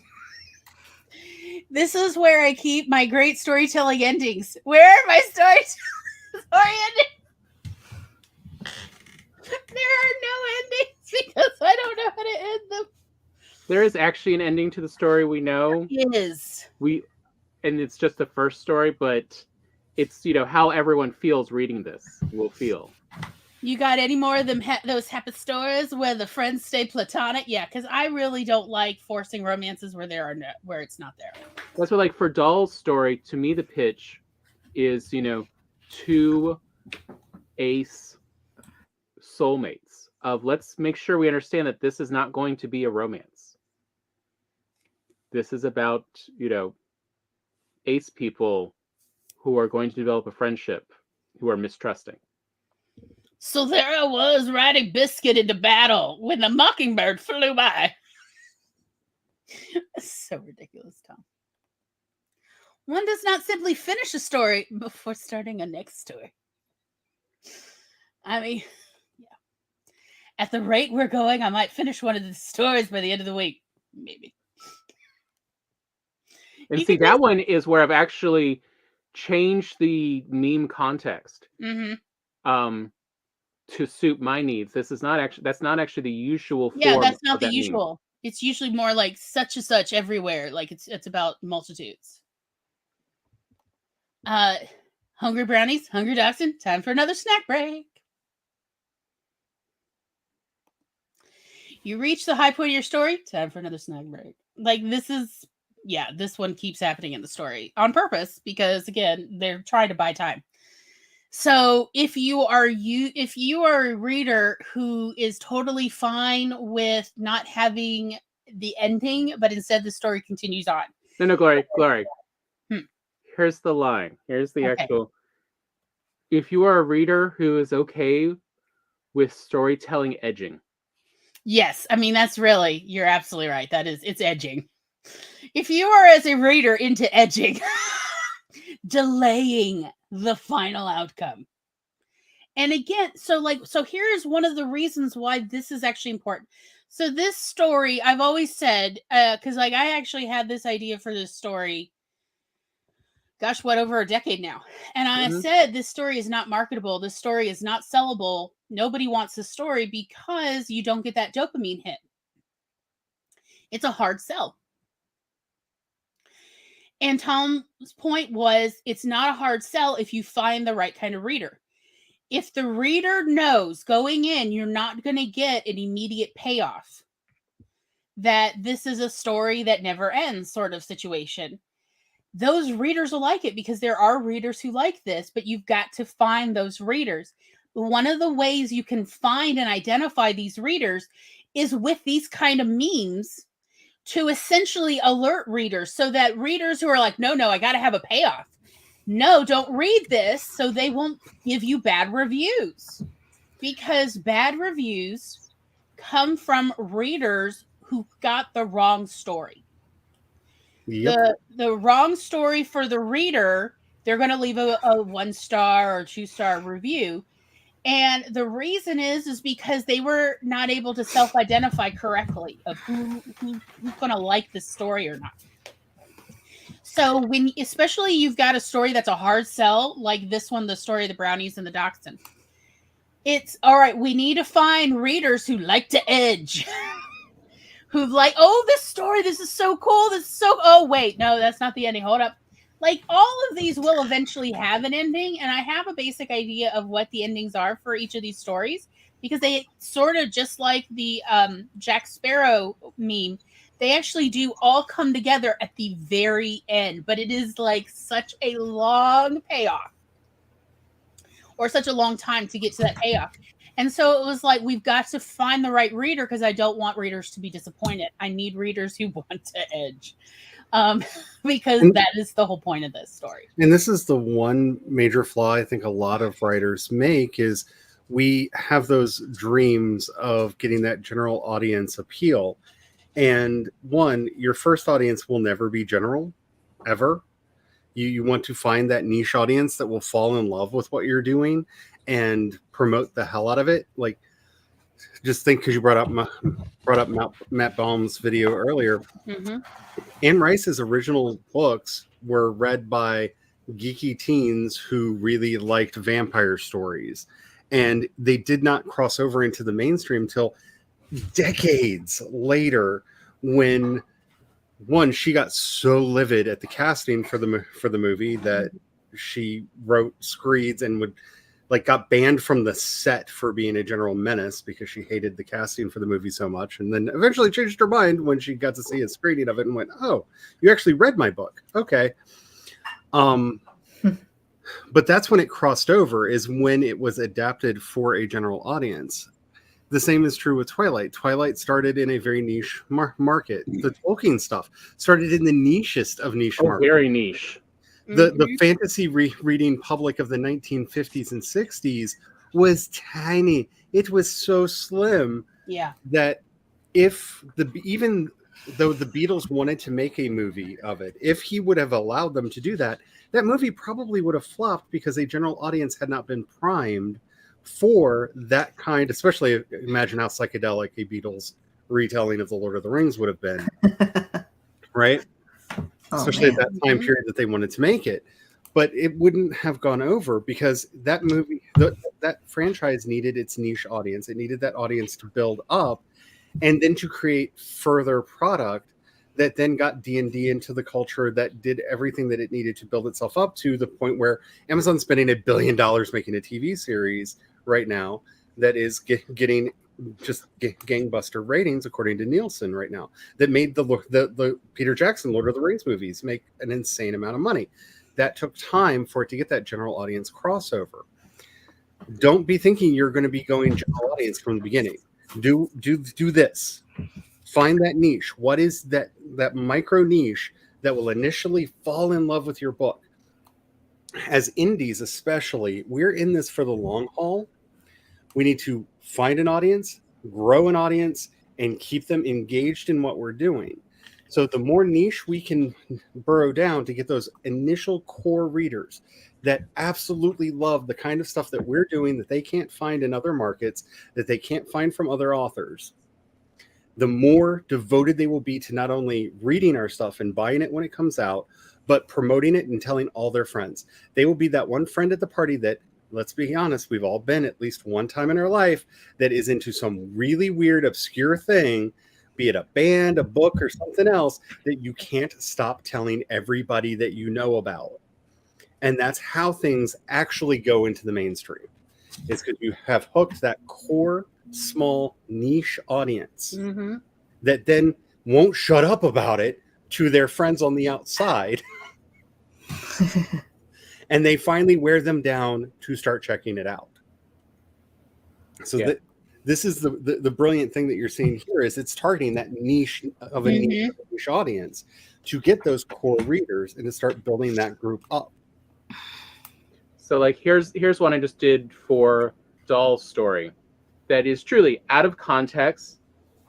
But if this is your humor or this is your entertainment, you may enjoy the story. Drake's, it's fight with your mom about everything. Better idea, travel out of body to Scotland. Truly, there is no context. Even if I knew nothing about Doll's book, I would be like, I don't know what this is in reference to. I need to know. Like the internet sleuthing piqued my interest. And again, I want to point out, you need to put either like your social media address, like and your name, and just find a watermarker. Yeah. Find any app that will do watermarking and watermark that info. Just on your so meme. that people can see that and they know where to go to find out more. So you're going to want to put some mark on there, either the name of your book, if it's available online somewhere, searchable, or your social media, or both in small print. It doesn't have to be super tiny, but you know what I'm saying. So that if somebody is like, you have my interest, let me like type in this name and go see, are they on Twitter? And find you to then find out, oh, okay, here's the link to their book. Cool.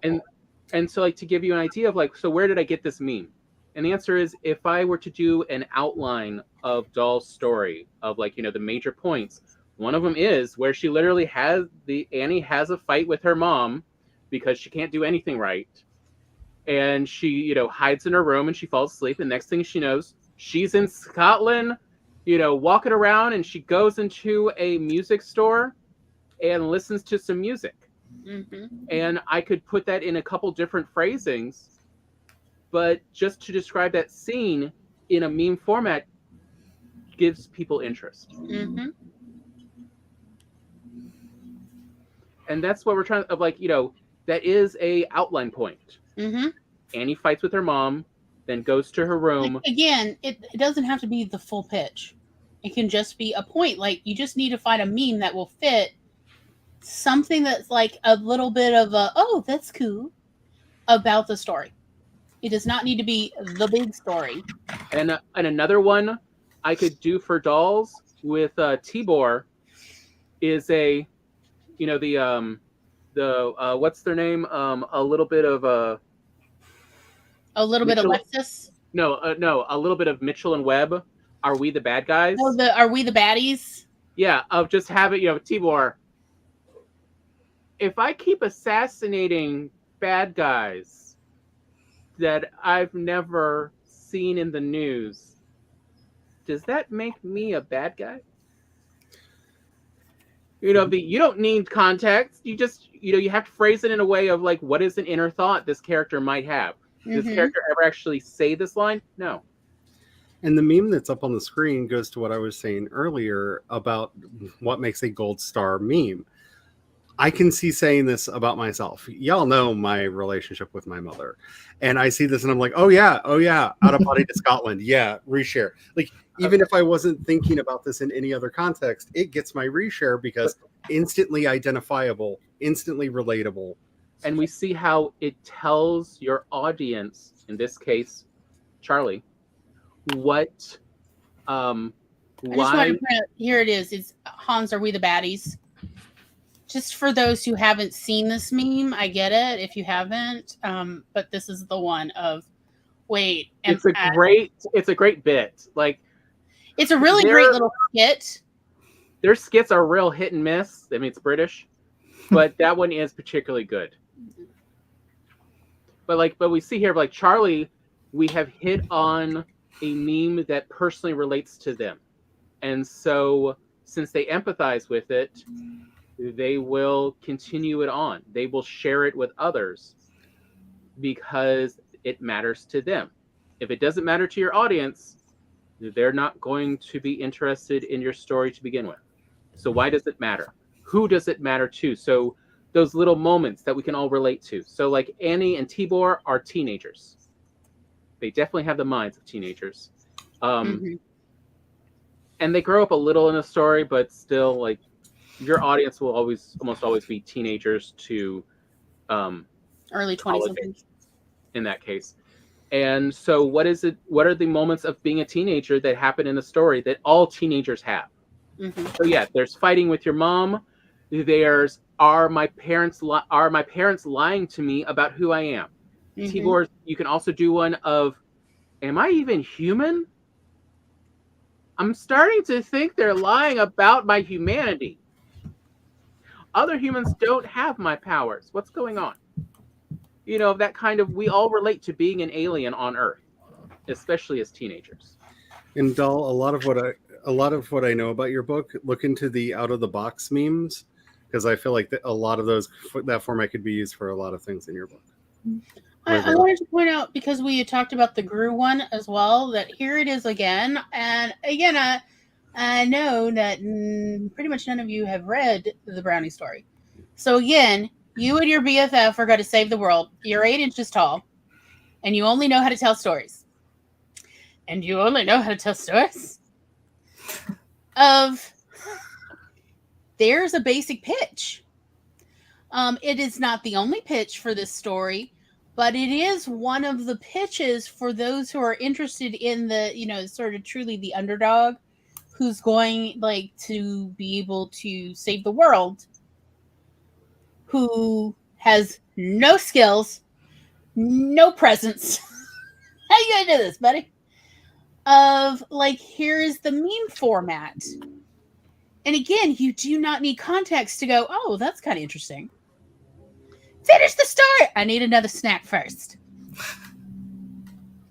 To get back to the original meme we were joking about that we were talking about of we just want you to see like it. No, that's not it. So I just wanted you to see like, look, y'all don't need to know anything about the story. You don't know anything about the story. You can still be entertained by these memes, which means anyone else seeing them online will be entertained as well. And like another, like a good meme set for Doll Story with Tibor is just go find any memes from Umbrella Academy about 5. Is that the time traveler? Yeah.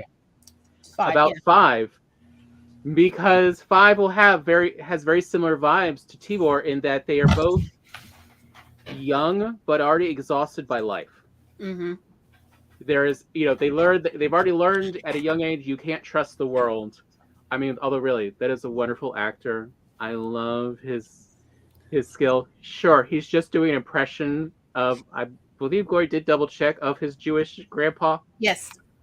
He is doing an impression of an aldercocker, and he does it so wonderfully. He does it. Mwah. A+.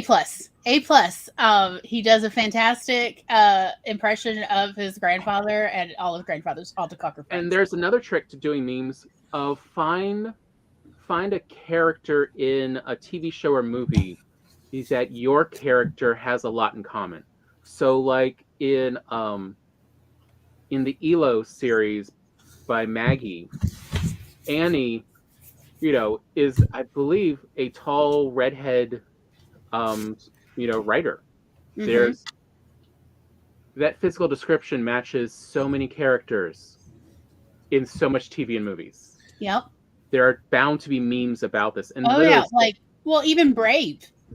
And so literally what you would type in that case is either Brave meme or Merida Brave meme. Right? And see what other people have already done so you can literally find Google the it. Format. And look, so like take your protagonist or any of your other characters as well. And if they remind you of any like character in media that you've seen, whether we're talking movie or TV, doesn't matter.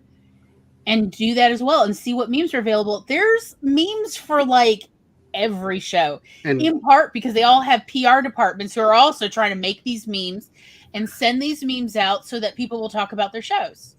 And Doll, unlike what I was saying earlier about if you're using a comp title, making sure that you actually know the source that you're referring to, memes are different. You don't really need to know who's in the meme. You need to know how the meme is used. Mm-hmm. That's the important part about it. If you know nothing about Gru, it doesn't matter. You don't need to see any of the Despicable Me movies, because while that scene is from the first Despicable Me, it is taken out of context to be to simply be that moment when you realize, oh wait, what? And that's all that meme format is that emotion of, wait, what? So as long as you can, because I've seen it cut down to just the 2 panels at the bottom.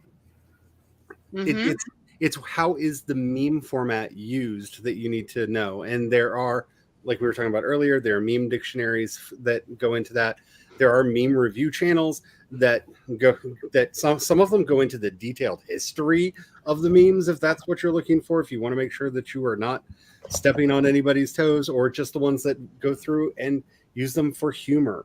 And you can cross genre. Like, you could totally use a supernatural meme to talk about a fantasy story, or a historical drama even.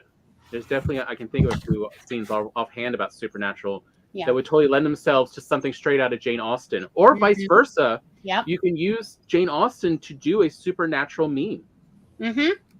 Of, it's not so much the context that meme happened in originally, it's what does it show now.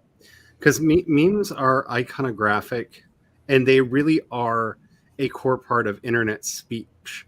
So they are kind of, with very, very few exceptions, divorced from their original context. Like, the only one that I can think of that is still kind of tied to it off the top of my head is the Angry Hitler one that is used sometimes. Like, that is so, like, if you don't know the clip that one's making reference to, it doesn't often work. But almost every other meme format is in the encapsulation of a moment or an emotion or an idea in and of itself. And as long as you can find out what that is, or as long as you're using it in a way, I've seen memes used completely opposite of the way that you would normally see them working, and that makes them work better, because I'm so used to seeing the meme format where the punchline is this, but somebody did a twist on it and it just makes the joke hit harder because it's an unexpected punchline.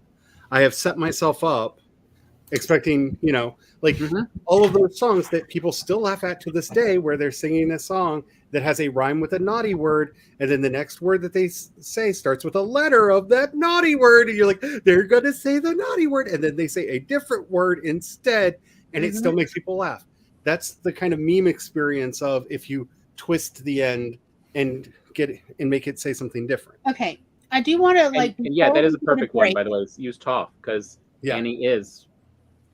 Before we go to break, I do want to talk about the meme concept, but the inverse of that, which is where you're using an audio meme and just a static visual, which I've seen in the reels. TikTok is doing this. Yes. Yes. Welcome to Duloc. You're absolutely right, Jenna. You have hit the nail on the head. Yep. Thank you. That is even a better example than what I was thinking of. So Jenna's got my back. All right. So, Doll, if you are not familiar, you need to know what the Welcome to Duloc song is. And the meme is like, what, 6 seconds? Not even that? Yeah, it's from Shrek. It's from, I think it's from maybe the second Shrek movie. I can't No, it's from the first. No, the first one. It's the first one when they first get there. So, and I've seen this now on, I'm old, so I'm on Instagram and not TikTok. But all of these originated on TikTok. But you can make them on TikTok. You can, what was it, Charlie? You said first you post your short to YouTube because they care about being first. YouTube, they care. they will punish it if it's found anywhere else. So any of these shorts you make, these reels or whatever you want to call them, you post them on YouTube first. And then what is it? You just have to wait one day, and then the next day you post? 3 days. Wait 3 days, then to Instagram. Okay, so YouTube, wait 3 days. Instagram Reels is where you post the exact same thing. Because Instagram's not as picky, and then onto TikTok. And then the day after Instagram, you then post to TikTok? And TikTok is, just to give you a thing, as long as you're checking, because they're really good, they tell you how many people are viewing each hashtag when you add it on. So as long as you're picking your hashtags right, you will get most of your views probably on TikTok. You'll get most of your integration on Instagram, most of your actual engagement. Because a lot of people on TikTok are just and scrolling on. So what you're going to want to use is those audio memes, and you only need a static picture to use with your audio meme. So you could use a meme if you know that you have made, because why not reuse the same thing? It's, you know, reduce, reuse, recycle, right, y'all? Yep. And or you can use your story cover, or you can simply use, say, a pull quote of like a momentary conversation, but of course be sure to leave enough room for the reader to read, you know, whatever 30 to 90 words. And there you have an audio meme that is very successful. You don't have to, it doesn't have to be a video. It can be a static image. Again, I don't want people who are visually impaired to feel stressed that wait, but I can't. I've actually seen, again, I do Instagram Reels because I'm elderly. I have gotten Reels that had no image at all. It's just a blank black screen, and the audio is the whole meme, and it was still great. So there are essentially now, thankfully, enough people who are visually impaired who are making these audio memes and making them popular, so you can honestly use that as well. I want everyone to know, whether you're visually impaired or not, you can also do this, and it is absolutely valid, and people love it, and there is plenty market for this. So we're not just trying to be exclusively visual world. And one thing to be inclusive. And one thing that many of us should start thinking about now, so when it rolls out later this year, early next year, we can take advantage of it, because first mover advantage is a thing. YouTube is going to be allowing music in videos, like actual music. They're basically doing a TikTok style integration where you'll be able to pick a song. You'll be able to set the terms of how you're going to share any proceeds that video makes with the creator, and actually have music in your videos. So if you know songs that would be perfect to promote your book, start making those lists, because you can already do that on TikTok. You can already do that in Instagram to a degree. But that is also going to be coming to YouTube shortly.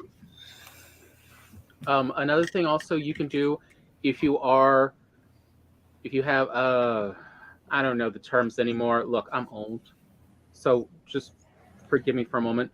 But if you have visual or audio disabilities, you have friends. So, but to give ammo to them, for them to work on, also help you make memes.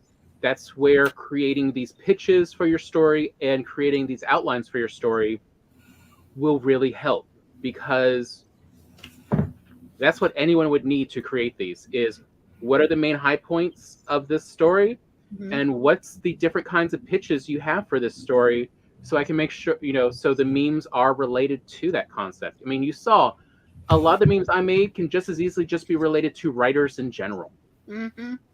They are not actually that highly specific, other than your dachshund and your BFF. That's a little specific. And if you don't understand the power of a good audio meme, I found out an actor that I really like is in the TV show Gotham, and they just put that up on HBO Max. So we decided to watch it, and I'm like half into the show.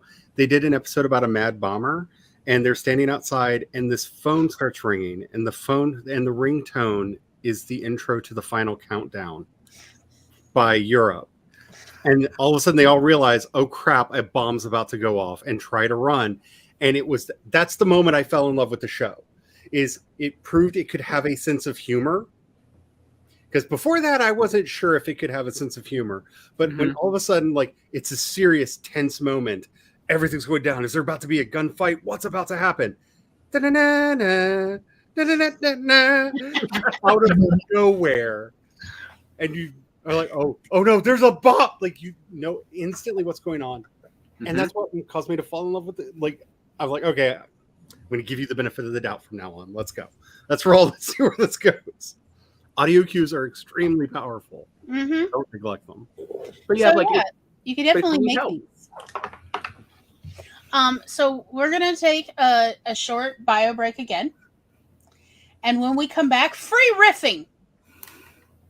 I don't know, like what are we talking about? I think just everything like together, just yes, together. free Also, fall. what counts as a high point in your story, maybe, Okay. which will also help you figure out your pitch. All right. Well, we'll see y'all in approximately 10 minutes.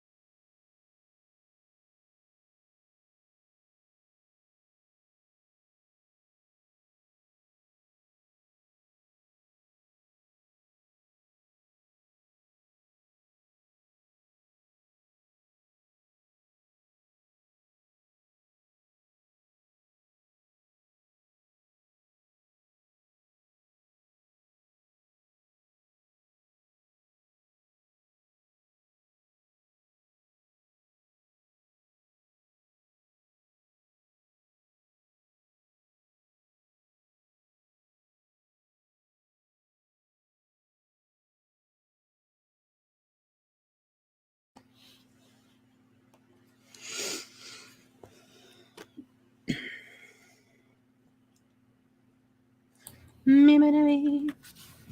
Me-me-de-me, me-me-de-me, me-me-de-me. Me-me-de-me.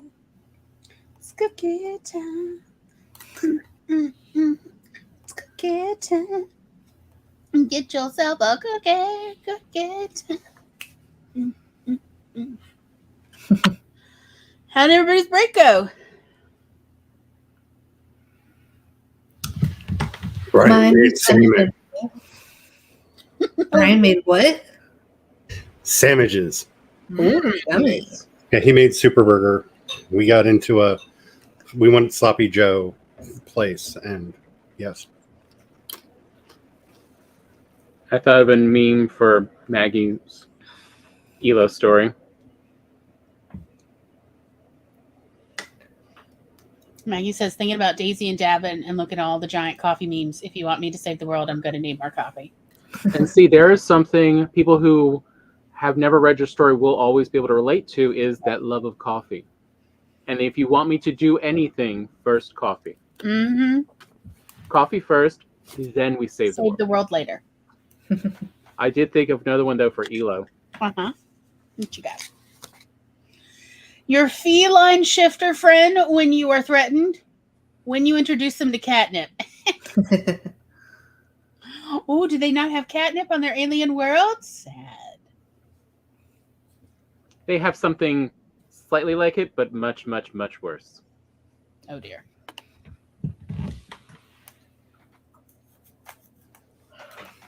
But look, it doesn't have to be that, like, they don't actually have that scene in the book. Mm-hmm. But you do see the characters have these type of behavior changes of where Right. one moment they are, an all big protector, I'm going to destroy everything in front of me. And then Also, the internet loves cats, so just roll with it. Doll, you can have memes about the bad guy from the bad guy's perspective. What did I just... Yeah, like that's where Megamind comes in. And you can do plenty of those of the I'm going to destroy the earth, but first coffee. And also you could even, in TikTok and stuff, use the Billie Eilish bad guy song as your audio cue. Which, if you're not familiar, you should definitely look it up and enjoy listening to it. And a good one also you can do for that one is a classic meme of, steps to destroy the world. Step 1, get more coffee. Also, I was thinking about the fact that with Artbreeder, you can make pictures of your characters and just use that as your background for your videos. It's just a picture of the character, and then over that, a couple pull quotes with, say, for instance, an audio cue, such as Billie Eilish bad guy.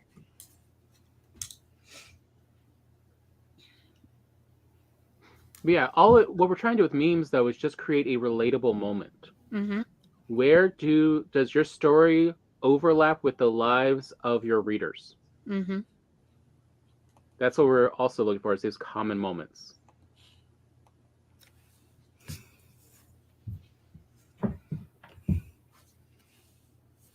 Exactly. But first, coffee. Adds vodka to coffee. Exactly. Yeah.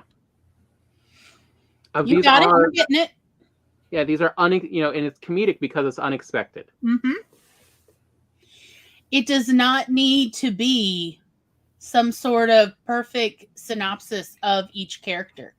It's just relatable moments. Like, there are so many stories the Brownies tell.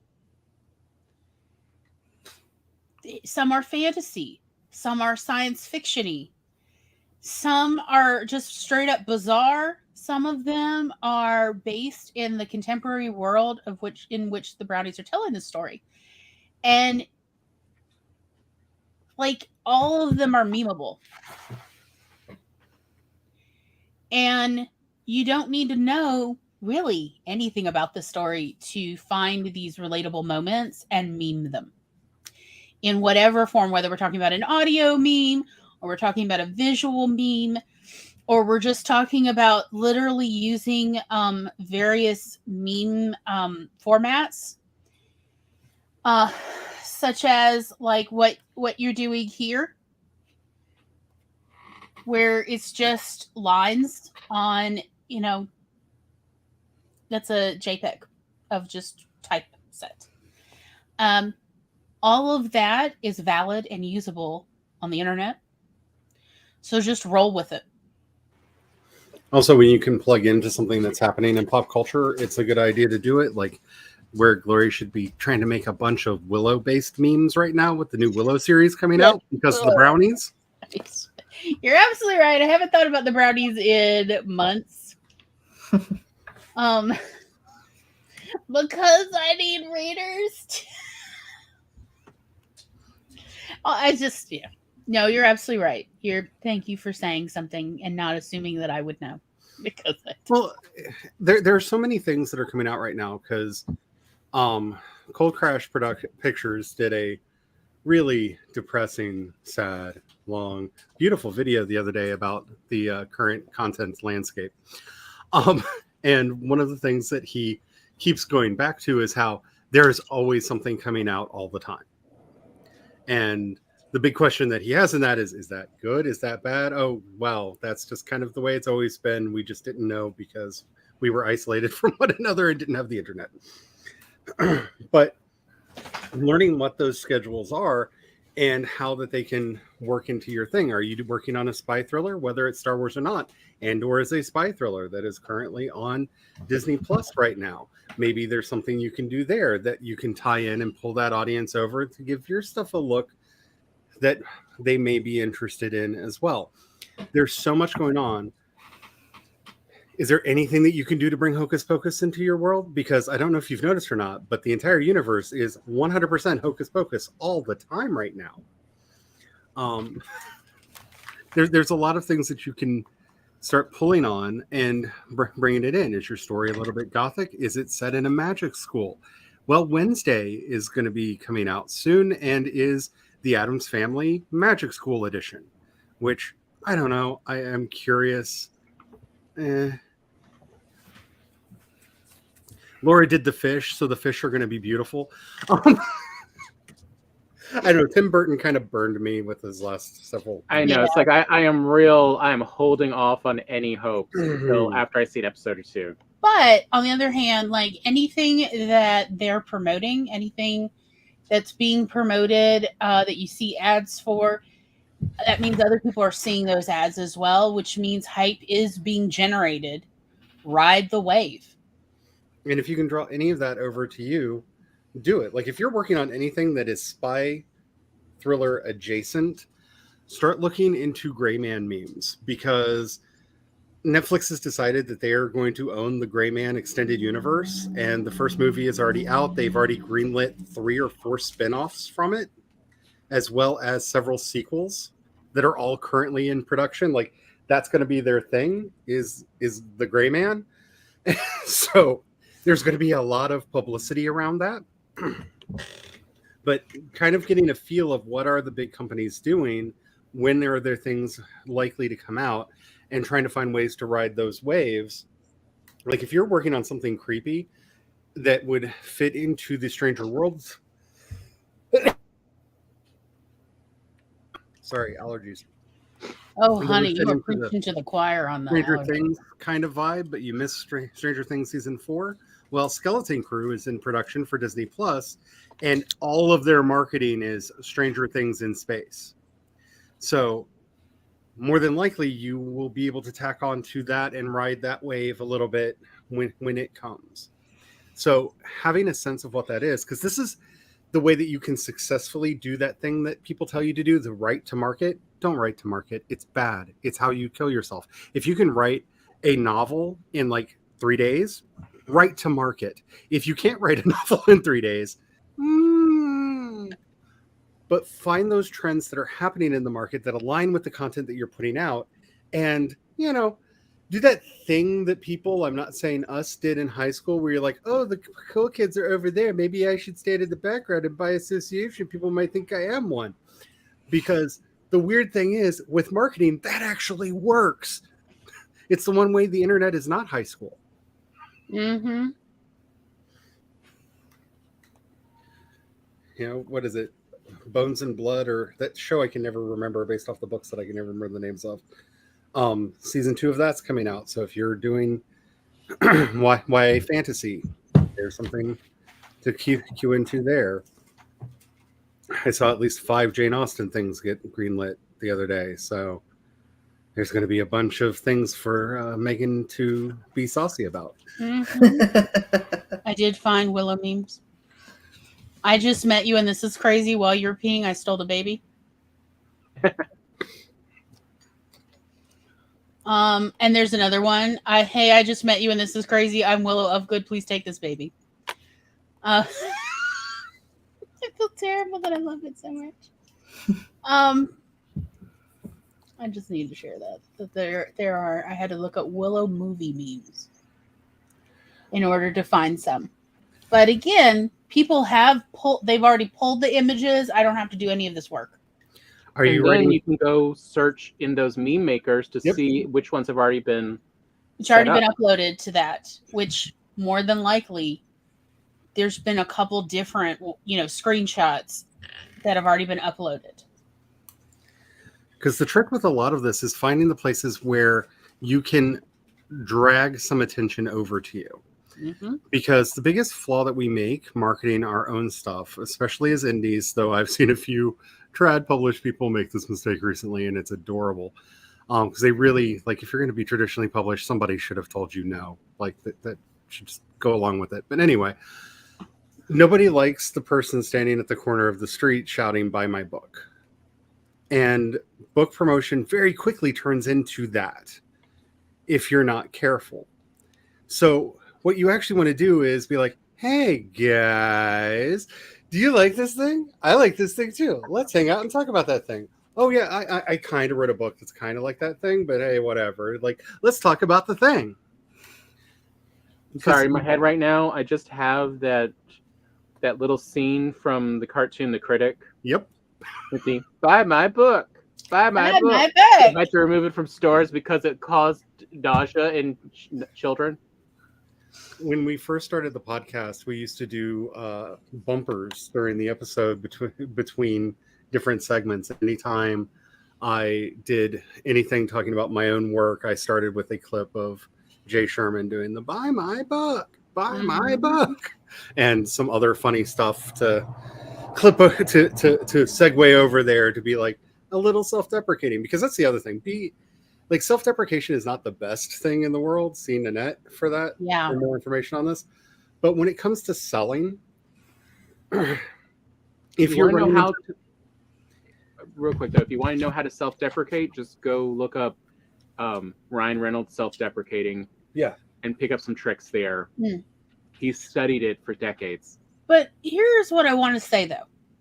Because I hear this so much from anybody selling things, whether we're talking whether they have a job in sales, selling phones, or they're selling their book, or whatever they're selling. Or if you're like me and you were once upon a time selling vibrators. Here it goes. People don't want to be annoying. And that is wonderful. Please don't be annoying. But you'd be surprised what is not annoying to people. And here's what is not annoying: entertaining them. If you entertain people, they are not annoyed that you are entertaining them about what you're trying to sell. So never question, am I annoying people with my memes? No, honey, you're just putting them out on the internet for anybody to look at. They can just keep scrolling faster. It is not annoying for you to make memes about, whatever it is you're trying to sell. And yeah, that it kind of maybe a little bit informs people about your story or whatever it is you're selling. That is not annoying. What is annoying is when people literally copy and paste the same damn 30 to 60 words into their social media every single week and nothing has ever changed. And you With call a sale yourself point. a writer, and you're not even like rephrasing the same thing of, hey, did you all know that I have a newsletter? In case you didn't, did you know I have a Facebook account? Great. Why should I care? Can you not make this funny? Can you not make this entertaining? You're a writer, and this is boring as hell. And also, you've been posting the same damn tweet every week for a year and a half. I am sick of you showing up in my feed. So that is what is annoying. Yep. Is this exact same, the exact you are plagiarizing yourself. That is annoying to everyone, not just me. It is annoying to everybody versus entertaining things, having a new way to phrase it. And don't apologize that you're trying to sell something. Everybody understands I made a thing. If you're interested, I totally want you to read it. Like, nobody's annoyed by that. But rephrase it. Make a meme. Make a different meme. Make another meme. Make a video about it. And this is where social media auditing is really important, is go back and look at your posts. It is not wrong to talk about what you're excited about. It's not wrong to be like, look what I made, and sharing a picture of your book or being really excited that you have it. That excitement is contagious. People like to see happy people. Definitely do that. Do that as well. But if the entire channel is, I'm writing a book, it's about this, I hope you like my topics, I just wrote this, I just wrote that, this is what I'm writing, I wrote a book, would you like to buy my book? If I don't know you, and I'm not currently a fan of you, why would I care? You're not bringing in new people. That's you literally singing to the choir. That's where the memes are important. If you make sure that a certain percentage, and you don't have to be like a stickler about this, you don't have to do math, but when you go back and go to your profile, scan through, how much of it is you retweeting other people or resharing other people, sharing other things that are not just self-promotion? Because that's kind of stuffed shirt thing where it's just like, hey, I'm writing a book today. I've worked hard writing today. Those are great posts. Do those. Other writers will come in. Other writers will buy your book. I have marketed to other writers. It is a thing that you can do. But they are not going to get you on a bestseller list because we're poor. Writers are poor. Writers are not going to get you onto a bestseller list. You need people that are not writers to like your stuff too. So that song that you really like, did you share that song? Is there a meme format that you're really will work? Make sure you're mixing all of that in so that people have a reason to hang out. Because if you're curating that online persona for yourself, so that, like, honestly, the things that you all hear me talk about is not like the breadth of my musical taste. But you know what? If you like power metal, if you like hair metal, if you like symphonic metal, and you like science fiction and fantasy, hello, target audience. How are you doing? Would you like to buy a book? I have a book for you. Because if Dragon Force could be used in any movie based on any one of my stories at any time without even blinking an eye, it would make sense. So, of course, I want those fans too. I want to bring those people in too.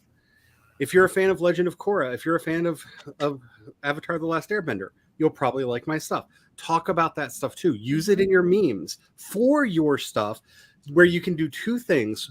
One, which is a horrible term that gets so misused, but that's earned social credit. If you can use a meme from a fandom that you are a part of in a way that demonstrates to the fandom that you are a member of the fandom, you will get people in that will be much more interested in what you're doing because they see, oh, you are one of us. Because the two things we want when we're connecting to other people is this who I am, and are you one of us? Yeah, they are looking to self-identify members of their community. So you need to identify yourself as that if you are, in fact, a member of their community. And whatever your interests are, probably going to attract like-minded people. I bake a lot. So yes, from time to time, I do post pictures of what I bake. Guess what? If you like looking at pictures of home-baked goods, you might enjoy my little brownie story where I constantly write about food. Like, in detail. Like, how fluffy are the biscuits? So fluffy, y'all. and then like ladled sausage gravy, hot sausage gravy over it. Look, you may be like, I've never eaten sausage gravy, but you made it sound so good, I want to eat it. Like, yeah, you're going to be into it because the things writers write about are also the things we're interested in. It's just how it is. But I mean, like, what is it? Ursula Werner? Exactly. Yeah. She writes, I think she does primarily middle grade. Which I know not like I know I'm the exception. Most adults do not read middle grade, but I love middle grade, and that may have been because I was once a teacher. But it doesn't matter. I like middle grade because there's no romance in it, and because there's still adventure, and very relatable children usually. But she also posts about her chickens and bugs and other things. And guess what? I also have an interest in that. And if you have an interest as an adult in bugs or whatever roosters have gotten up to, or I think she may have a corgi, or sometimes there's a corgi who visits her property and she takes pictures, like, guess what? You're probably going to be into her vibe. And you may find that you like her stories and what she has published because you're just into her vibe. That is true, not just of Ursula Vernon. It is true of most human beings. And that's also what we are talking about when we talk about your writer's voice. Is your writer's voice is sort of what we also talk about a vibe of. It's how you view and approach the world. And it's what's familiar and how you communicate it. And, see, so people can see if they like the way you tweet and the way you look at the world, they will probably also like the way you write about the world.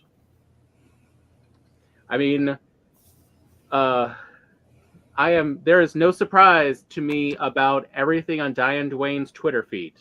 No, I'm reading her books.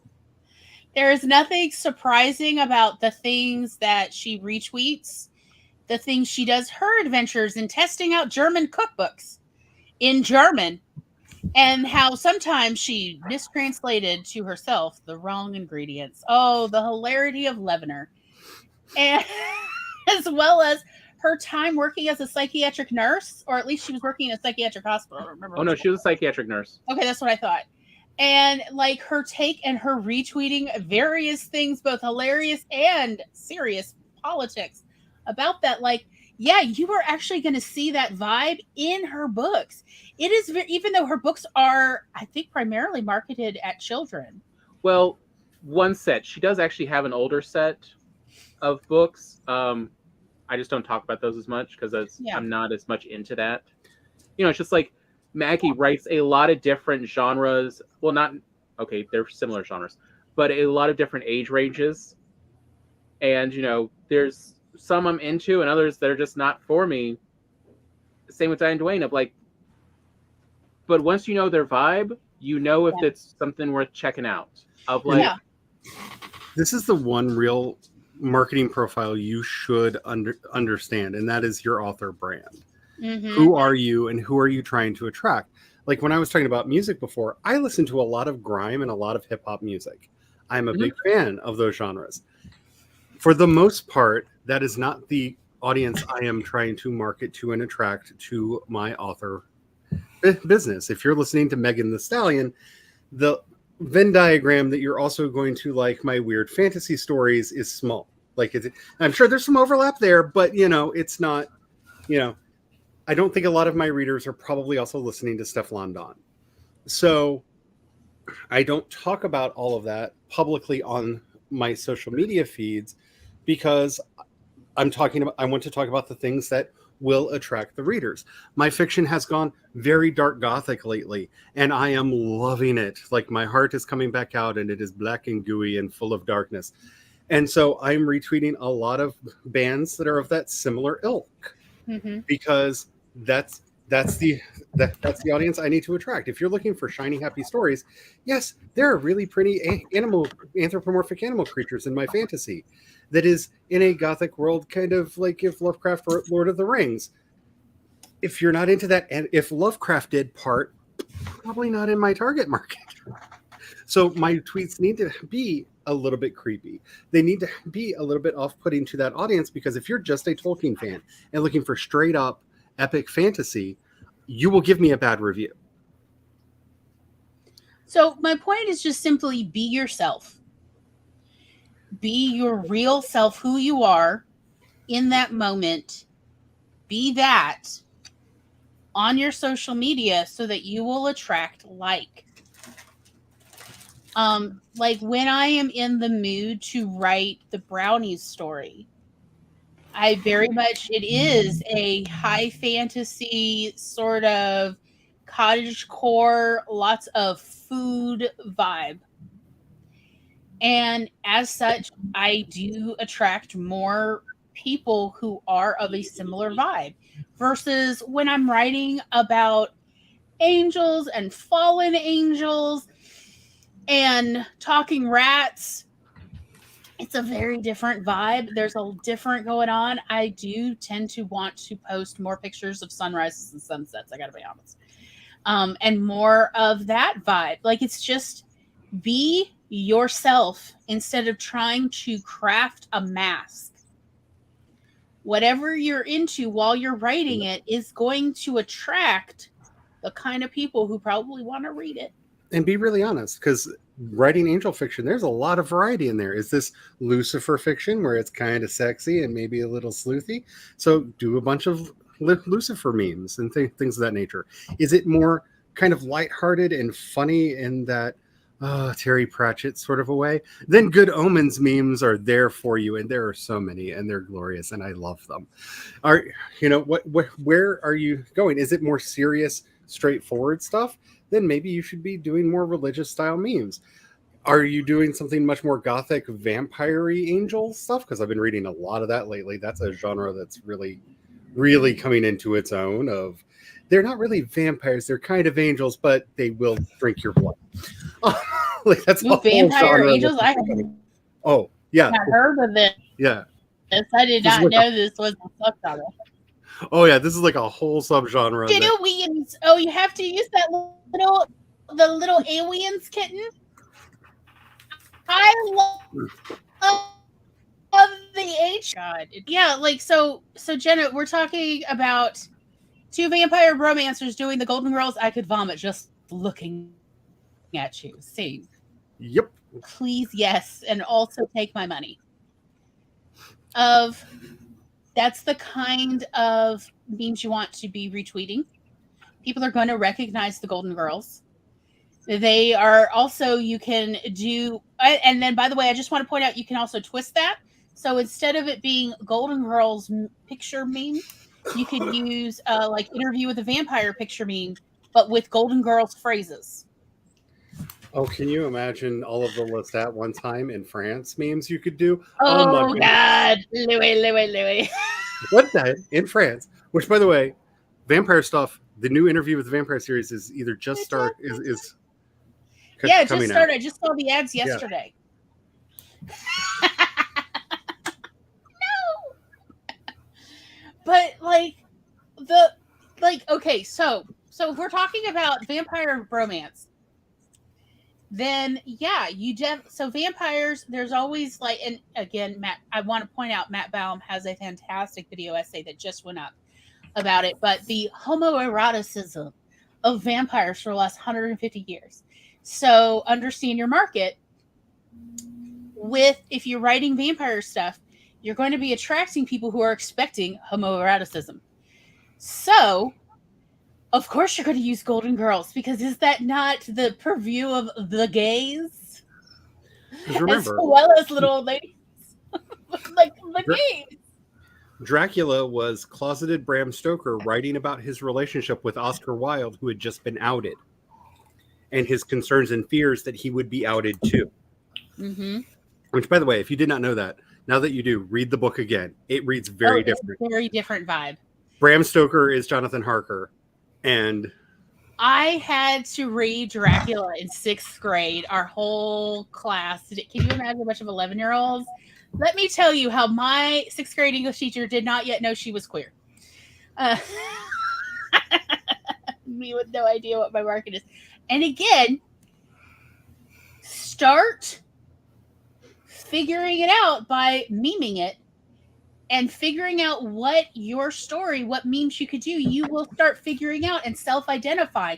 it is, again, another way to figure out your pitch, which is why we really wanted to put these two things together of working on your pitch and honing your pitch craft as well as your meme craft, because they are all the thing and you can absolutely do it. And you can do it well. Because again, Megan, did you not tell us a year and a half ago that you were absolutely no good at titles or pitches or making memes? I distinctly remember a Megan saying, "Oh, but I'm no good at any of that." And I'm like, "But you said you have a background in marketing and promotion." You're like, "Well, I do." And I was like, "What is your background?" You're like, "I worked for years in this area." And I'm like, "Then how do you not?" But like, it was more of, it's a muscle like anything, and you just need to get back on that bike and ride it. Mm-hmm. And also play the game with other people. And Megan, you started playing the game with us that we play every Wednesday on my Twitch stream of let's figure out crazy titles till we find something clickable for YouTube. Hence, Megan came up with the title for today's show. Pitch That Bee. How to Sell Your Novel. As well as the title on the thumbnail. As I say, didn't she do both? She did both. She did both by her lonesome self after, a year and a half of going, "No, not little me. I don't know nothing about making no titles." Like, ma'am, you are incredibly talented in this. But I'm here to say that, like, anybody can learn this. This is not hard, but it does take practice. And you know what? The easiest way to learn anything is to make it a game. And I'm telling you all this as your resident school teacher, because I am a formerly licensed K-6 teacher with a reading specialization K-12. This is literally what I went to school for. And I'm here to tell you, you can learn this so easy, because I've literally taught this to 8-year-olds. And if 8-year-olds can learn this, adults can learn this. I promise you. This is not genius work. This is fun work. This is super fun. Making memes? Who doesn't want to make memes? If you feel like you can't quite figure out how to make memes about your own stories, that is okay. Baby steps. So what you're going to do instead is you take your favorite stories that you like. Is there any book you've ever reread more than once? Something you've listened to maybe, multiple times. There's some story, or maybe you have a comfort TV show or a comfort movie you've watched multiple times. Gosh knows, like, we've all probably as children had some of, because we all grew up in the age of VHS and DVDs and all that, where we had some sort of things where we could watch something at home again and again. There was anything that you used to obsessively watch or read, particularly when you were a kid, so you know the story inside and out. It is time to meme it. Get onto like those meme dictionaries and figure something out. Let's see. Jenna says, it's now feeding back the same conversation I was having today at work. Thank you, universe. Weird Twilight one moments over here. Exactly. The universe is telling you it is time, Jenna. It's now. And Jenna, so since you're teaching Dracula right now, the key to understanding all of the early vampire books is they're either about Oscar Wilde or Lord Byron. Oh yeah. All of those writers were dating either Oscar Wilde or Lord Byron, and then got really got really upset about it and turned them into a vampire and wrote a book. Mm-hmm. Mm-hmm. Yeah. And most of them have literally written about it somewhere. Like, there is actually writing proving this point. It's not this is not conjecture. This is reality. Two of Byron's boyfriends named their vampire the same thing. Lord Ruthven of Freeland is Lord Byron. Two of his ex-boyfriends created this vampire separately and each wrote different vampire novels about him. And then corresponded with each other about it. Yeah. I mean, you really see it in, like, Byron, the bitching. Anyway, so. Bisexual train wreck that he was. Anyway. But here is what I'm going to say. Like, anybody can meme and anyone can pitch. So try one of your favorite comfort reads or your comfort watches and try pitching and memeing that as practice. And once you get comfortable, like, do it more than once. Do it a bunch of times. Like, do it when you are washing dishes or you're commuting to work where you just have a little brain time. And think about how would I pitch the book, the movie, the TV show, whatever. And meme it as well. Like, do this a bunch till you get really good at it. And yes, post it on your social media because, look, if you're going to spend the time, put it out there. Okay? Just do it. Whether we're talking about Jane Austen or we're talking about Dracula. Oh God, there's so much to meme about Dracula, especially the book. Turns out nobody reads the book.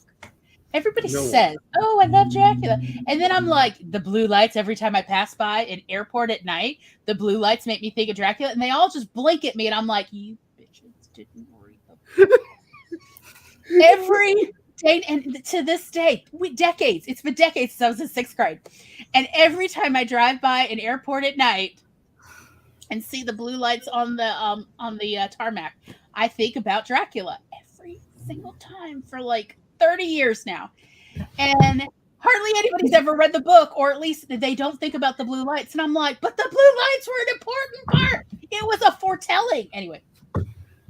I'm obsessing over the Icelandic translation of Dracula right now. It is my favorite thing. I can't stop rereading it.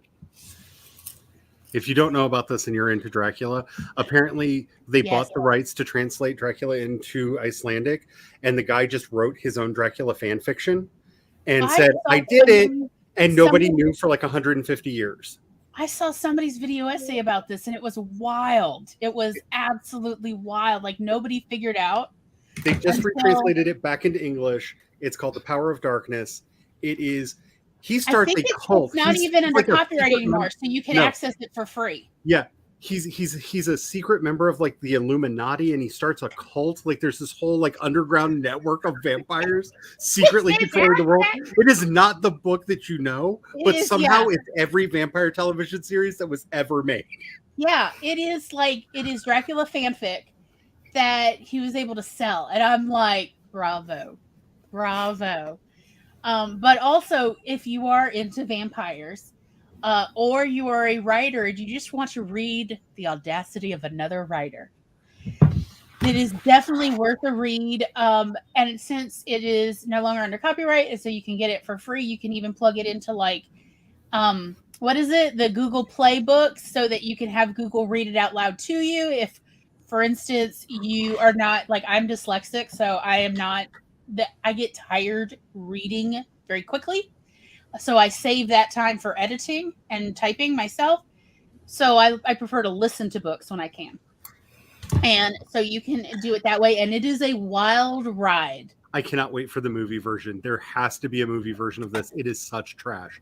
It is such beautiful, glorious trash. Like, I'm upset that we can't go back in time and bring back young Christopher Lee. This is the Christopher Lee Dracula movie they needed to have made and didn't. I don't know who the reincarnation of Christopher Lee is that we need to get to star in this. Icelanders are fascinaning, wonderful, fantastic people. And they all have to write a lot. Icelanders are, turns out a bunch of them were upset because they all grew up reading this vampire story they thought was Dracula. And they're like, no, we were told this was Dracula. This is not the Dracula story. Like, no, but what you have is better. And they're like, no, but I wanted to read the original. I'm like, that is not what you it is a trip and a half. I highly recommend. It is.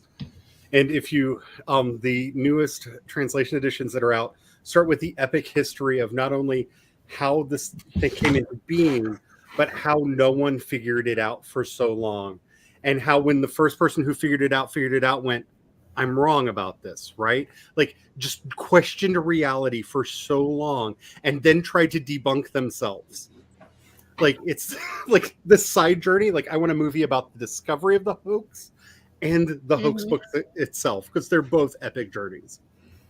Yes. I mean, it helps though when you write a story that only 300,000 people can read.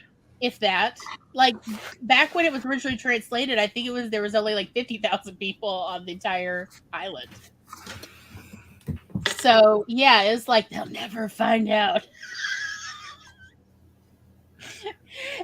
Like, honestly, that romance, Tom, that you showed me on Amazon Prime about where this book is translated into Oh yeah. Mexican Spanish for Mexico. and it becomes a hit. And it's a flop in England. So the author comes to Mexico to do a book tour and then finds out the hard way that the translator essentially entirely rewrote his book. And he's miffed, but she's like, your book was a flop in England, in UK. And I rewrote it and it is a hit in Mexico. You're the one getting the royalties. Why are you not happy? And he's like, Merc story. And she's like, I know, it's better. My favorite parody of that is that news radio episode where his book is big in Japan for that same reason, so he has it retranslated back into English.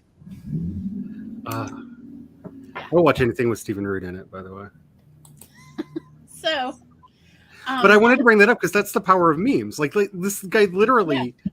No, you're absolutely right. His biggest literary accomplishment was he just went, "Oh, Dracula, he's a vampire. I got this." And like it's confidence. Like if you walk in with confidence, it's that wonderful line from Andor. Like no one will see you coming. Just walk in with your head held high, like you belong there. Just walk in, stroll in. No one will question as long as you got the right outfit on. It's fine. It's fine. You can get in there. A dude did it with Dracula for like 150 years. You can slip your book in. Seriously, we could find a way to get you past the gatekeeper. Yeah, and so again, practice and make it fun. And I'm going to tell you the same thing I used to tell my salespeople, my home party business. Here it goes. If you're not having fun, you're not doing it right. And I mean this. Like, oh, it sounds like such a great tagline, but I actually mean it. If you are miserable, you are doing it wrong. Stop. This is what I have found. Humans learn best and they do best when they are having a good time. If you are not having a good time, you are failing. Stop that right now. So you need to do what feels fun while learning this skill. So you need to pitch your favorite stories so you can practice pitching, so you feel confident enough to start practice pitching your own stories. And then you need to also, at the same time, be memeing your favorite stories so you can practice converting your stories into memes other people want to reshare. And once you're confident in that, and you're also posting them, you're sharing your pitches about your comfort stories and you're sharing your memes about your comfort stories on your social media. Once you feel pretty confident in that, okay, I feel like I'm getting this skill, this vibe, I've got it going on. Practice it with your own. Because the whole point is to generate interest and help your readers self-identify people who are like, take my money now. That is the point. But also it's a really good skill to have, and it's a skill you can then start using to help other people, whether we're talking about new up and coming writers or you're talking about your local school PTA that needs to sell 500 pies this week. Whatever the challenge is, you've now got a skill that is very useful and marketable. And it will be useful the rest of your life. Go on, Charlie. And if you just need some comic relief, there's a wonderful episode of Abbott Elementary about gaining attention through memes in the first season. That is just, I think it's actually called Memes or something like that, or is it called TikTok? Yeah, I think it was. I think it's... But it's early. It's really early. 3 or 4. Yeah, it's really early on, and it's how to do it right, how to do it wrong, and how to do it so wrong it works way too well. Yeah, when they're doing the TikToks, oh my god, oh my god, no, but oh wow, because it got interest, and that's actually what's really important, but also maybe not misrepresented. And Meme Out of Love is for all of the early stuff. Like when she's saying have fun with it, when I was trying to figure out how to do this, I knew the dates of when I finally succeeded for the first time. It was when they had announced the Star Wars sequel trilogy, and everybody was speculating, what is this going to be about?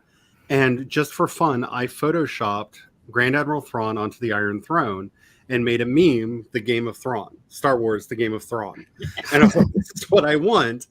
And I just posted it, didn't think anything about it, and then saw that meme being posted by a bunch of other people.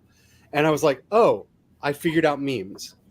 I figured out how memes work. That's how they work. You find something you think is funny, make a funny out of it, and huzzah! The internet responds. I mean, so I'm do not that in going. your own fandoms. Believe it whatever or they are. not, that is literally how I used to teach 3rd and 5th and 6th grade, because those were the grades that I taught over the years. And my 8-year-olds, 9-year-olds, my 10, 11, 12, and 13-year-olds, when I made it fun, when they themselves were having fun doing the work, doing the homework or the after school activity or whatever they were doing. Because, yeah, like we don't have time to do the whole poster board in class. So you're going to have to do that at home. When they would come back and say, I had so much fun doing this, and like the parent would come going, hi, I don't normally show up before work, but I just needed you to know my child has not stopped all week talking about this project, and they are having the best time, and I just can't thank you enough. And I'm like, and there's all the senior teachers going, you have no idea how rare that is. But it's really not rare if the kids are having a good time. And here's the thing, I had scientific proof that having fun means they will memorize the skills I want them to actually learn, which was my reasoning for the way I did assignments, the way I taught, and what I assigned and how. And I even explained that to my students. Like, so yeah, I explained it to my 8-year-olds, and I explained all the way up through my 13-year-olds. There's a reason we're having a good time, but I want you to remember this. It's because you are learning a skill. If you stop having fun, you need to come to me and tell me so we can figure out how to troubleshoot this, because the only way you're going to permanently learn this is if you have fun the whole time. And so all the kids took me very seriously about, okay, it has to be fun or I'm not doing it right. And yeah, I did have a couple kids go, I don't like this. What are we going to do? I don't like this. And I'm like, okay, we're going to figure out a variation, or what is it that you don't like? Is this just a boring menial activity for you? Whatever it is. And we changed it around a little bit, and they still learned the skill. So I cannot stress this enough. It is super important that you have a good time. Everything you were probably taught in school about how you learn is wrong. I'm going to tell you now, I have so much school debt. So here, please benefit from the hundreds of thousands of dollars I now owe the government that I am never going to pay. That I earned all that debt so that you can know this knowledge. Any skill you want to learn, you have to have a good time doing it, or you will not remember it later. And it will not integrate into your core set of skills that you can remember even under panic situations. Okay? So you need to practice this and have a good time. And that's why I want you to practice this, having fun, doing your comfort watches and pitching your comfort stories and memeing your comfort stories, because I want you to have this skill for the whole rest of your life. So again, I'm going to say it, because you actually somebody has to be exposed to an idea 19 to 21 times before they ever think about internalizing it. So here we go. I'm going to say it again. So I apologize if I sound repetitious. If you're not having fun, you're not doing this right. And I know you want to do it right. I know all of you want gold stars.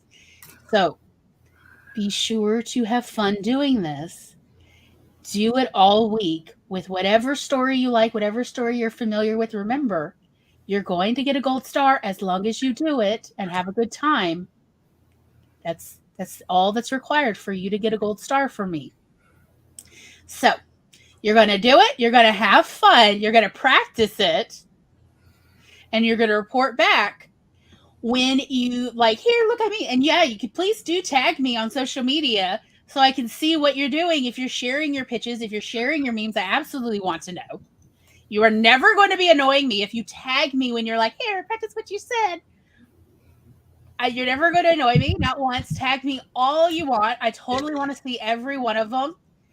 You would look, how much do I like to see what people who are trying to practice and learn a new skill, how much do I love to see their work? I literally, and Tom knows this, I have an entire box of artwork students have given me and all these other projects that they have literally bequeathed to me. They have gifted me. Here, I made a thing based on what you taught me. Here you go. They mailed them to me because I gave them my P.O. Box number, and they still mail me stuff. They mail me things they've woven, things that, because I taught them how to teach themselves. So anything they learned, they then invariably mail me their craft projects, or they mail me a letter telling me about. Some of them have become brokers now, and other sort. I mean, like, because when I was teaching was the mid to late 2000s, and they are like, "Hey, I've learned this, and I did it using your method," and I'm like, "I don't have the heart to tell them I didn't invent the method," but yeah. They've memorized it. I want you to have the same thing. So here, give it a try. You will. It's a useful skill no matter what. And you definitely can do it. Because if I could teach 8-year-olds, you could do this. I promise you. Tom's got something to share. Got another meme. I think Maggie's not here at the minute, but truly, all you need to know is feline shifters. And actually, there is a deeper meaning if you read the ELO story. About this does actually have several references in it, but there's a simple one. I think it gets the point across. Human-sized cat tree. Oh, Annie, I'm really proud of you.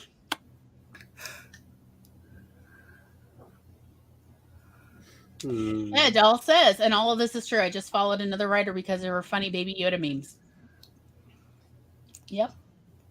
Because that vibe is part of what tells you what kind of, like, most writers, you can tell by their writing if you're going to be interested in talking with them, and vice versa.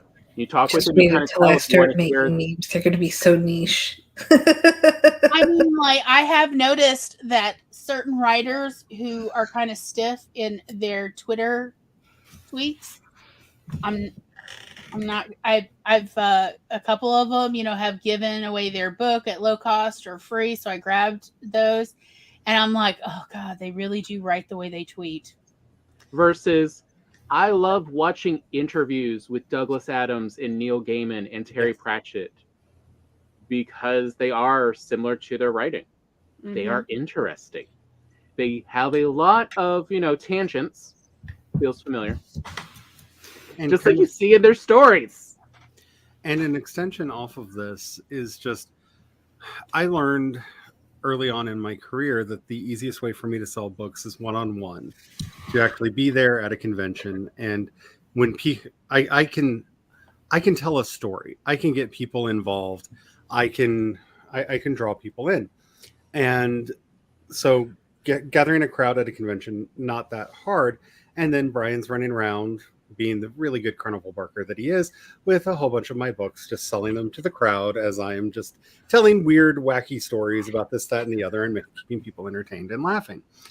And that's one of the reasons why I've tried, even through the depressions and everything, to keep podcasting. That was the closest thing that I found to that one-on-one retail that I could have to people. It's actually why I started streaming. When we came back from one of the last conventions we went to before the pandemic, I realized that I needed to do something on YouTube and to recreate those events where I could sit down and talk and just try to draw people in and get people involved. Once you start learning what those tricks are that you have, what is it about you that sells your books, double down. Triple down. If you find that it's making memes, make memes. If it's GIFs, make GIFs. If it's really quippy one-liners that everybody wants to reshare and brings a whole bunch of people to your page and sells books, quip them one-liners. Whatever it is that draws people in, that's what you're looking for right now. You don't know what it's going to be about you. If you asked me when I started writing if that one-on-one would be one of my best selling points, I would have laughed at you. I don't like public speaking. I really don't like being in front of crowds, especially in person. Oh my God, no. But that is the way that we found that I was really capable of pitching the stories, getting people interested in the stories. They could see what the storytelling is going to look like because I'm literally telling stories in front of them. And that hooked people in and they went through the entire sales funnel and would leave with a book, or often come up and ask for it to get signed. And that's the thing that you need to learn for yourself. Throw everything at the wall. You need to find what sticks for you, because memes are important to draw people in. That might not be your biggest seller. That may not be your biggest selling point. You don't know what that is until you happen on it. You will trip and fall and go, why is there money here? That's when you found it. You're not going to plan it out. You're going to think, this is the big thing that I can do well. That's what's going to draw people in. No. There's something weird about you. Ask your friends. Just start interrogating. Why do your friends hang out with you? What is that thing? Is it your sense of humor? Is it your taste in music? Do you throw great parties? What is that thing? That's how you're going to sell your books. Throw everything at the wall. Everything. And be yourself. Yes. Be your real self. What really gets you up in the morning. The person you can be in the morning. And as I like to say, be a curated version of yourself. Be sure not to give away any personal identifying information that can draw people to your house and place of employment if you have one outside the house, or anything that could get your kids in trouble.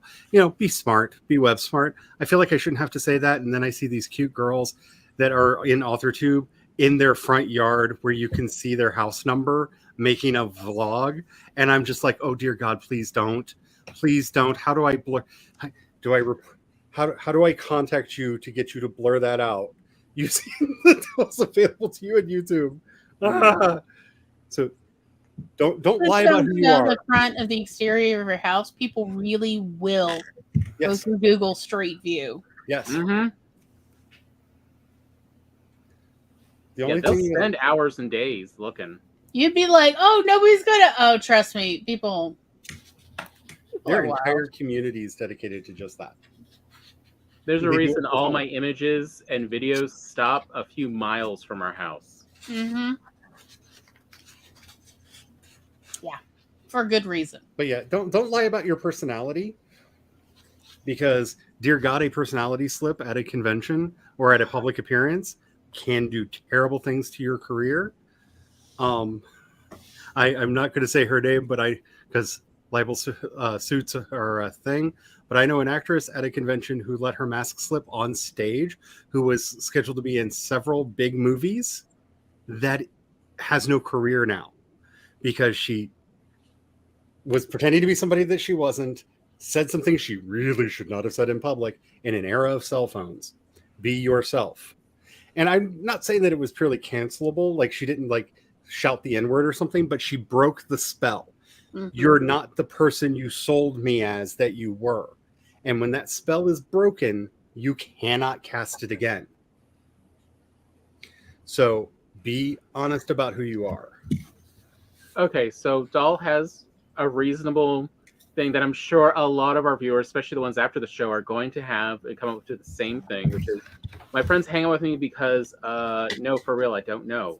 Because I'm a good listener. And I'm sure that is part of it. Everyone, being listened to is a major validator for humans. Mm-hmm. But ask them. Sometimes it is like Glory has said about me. She watches things mostly because she knows somewhere I will have a sassy thought and response about this. And so she specifically shows me this of like, but what's your response? I've been the intelligent friend for a lot of friends. And so they will bring up subjects with me to hear my interpretation of it and what else I can bring to it. So, I also act as like a mini library of here's some other reference areas you may want to go if you like this. There's a lot of different ways people maintain their friendships, of like, what is it that they play in the friendship with someone else? Maybe you're really good at finding the emotional aspect of this, and was that the right emotion to have for this, or was there something else? But what's the conversation you tend to have back and forth, and what do you tend to bring to it? Usually you're going to have to ask your friends because you don't notice it. That's how we came up with the tagline that I use on everything, the revealing unseen wonder, because when I asked people, why are you even here? Like, why are you in my house? And they were all like, because you don't watch shows the way we do. You always see something and point something out that we didn't realize was there. And like, this is a superpower I didn't know that apparently I had that really attracted people to me. Like, I don't watch stories the same way other people do. I don't listen to music the same way other people do. Until I met Glory, I didn't realize that I was autistic. Which, by the way, everybody's reaction to that has been, wait, what? Really? Fine, I get it. But anyway, that was the thing. And so that became my catchphrase, because that's the one thing I know that I can generally offer. I watched that piece of media in a way that you didn't. And so when I talk about it, it's going to probably bring up something you didn't think about. And that could be your superpower too. You never know. But I asked them, and they all kept saying the same thing. Like, I read that book 1,000 times and I never saw that in it. I reread it after you said that. Oh my God, that's the whole book. You know, and that you don't know what it is. And it may feel awkward to ask people, but if you do, they will answer. I mean, there's also people I know who they are friends with a lot of people because they always see either the beauty or the kindness in that story, and they bring it up and they point it out. And so, because people want to know, you know, I see the world through, you know, very not chaste. What is it when you've been ruined by the world? Jaded eyes. What is, you know, the nice or the kind or the compassionate or the beautiful way that would be better to view this in? There's a multitude of different things every person could bring to a friendship. And it's hard to know, because to you, that's just your everyday, because that's what's inside your head. Yep. But to them, that is not inside their head at all. And it's nice to get a little font of it. Yep. Because I think my life is very normal and average, because all of my friends lived a very similar life to the one that I have. And then I talk to people that are outside of my little subcultures that I play around in, and they're just like, you did what? What? How did no one die? Like, what made you think of doing like this? A common refrain when Charlie talks about their past. Yes. This is just what life was like, you know, and you don't know what's special because you and the social group that you run around with are just in that milieu. You're just in that state, and it's just that's normal. It's just the way you do things, you know. Like we spent so much time at conventions that we tell a lot of stories that have like celebrity name drops. We don't think of those as celebrity name drops because have you been to conventions? They're everywhere. They're like flies. Do you have whiskey? Celebrities will show up. Like you can't. Yes, they really. Like it's at a picnic. Like one thing I could definitely say offhand for Doll, of like, you know, and this is in no way all of it, but a little thing that did remind me is, you know, Doll, because of the visual difficulty she has, is always a audio enhancer. Whatever audiovisual stuff we discuss, Doll will always enhance what's going on in the audio realm that might get sort of distracted because of the visuals going on at the same time. So, you know, there is one thing she definitely brings is what is going on in the audio world. And another thing that for memes and stuff that's really important is don't ever forget that you never quite grow out of that kindergarten you. They're like, you like that thing too? We're best friends now, huh? Like, I did not know many people who liked Nightwish until I ran into Doll and Jules, because most of the friends that I have listen to other kinds of music that is definitely not that. So, like, oh, you like the thing I like. We're friends now, right? Like that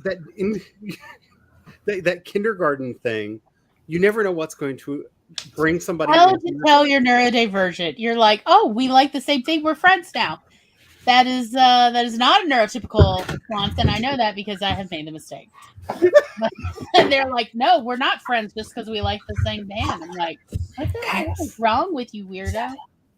I'm playing off of that joke of like, oh, you have a air hockey table? I love air hockey. We're best friends now.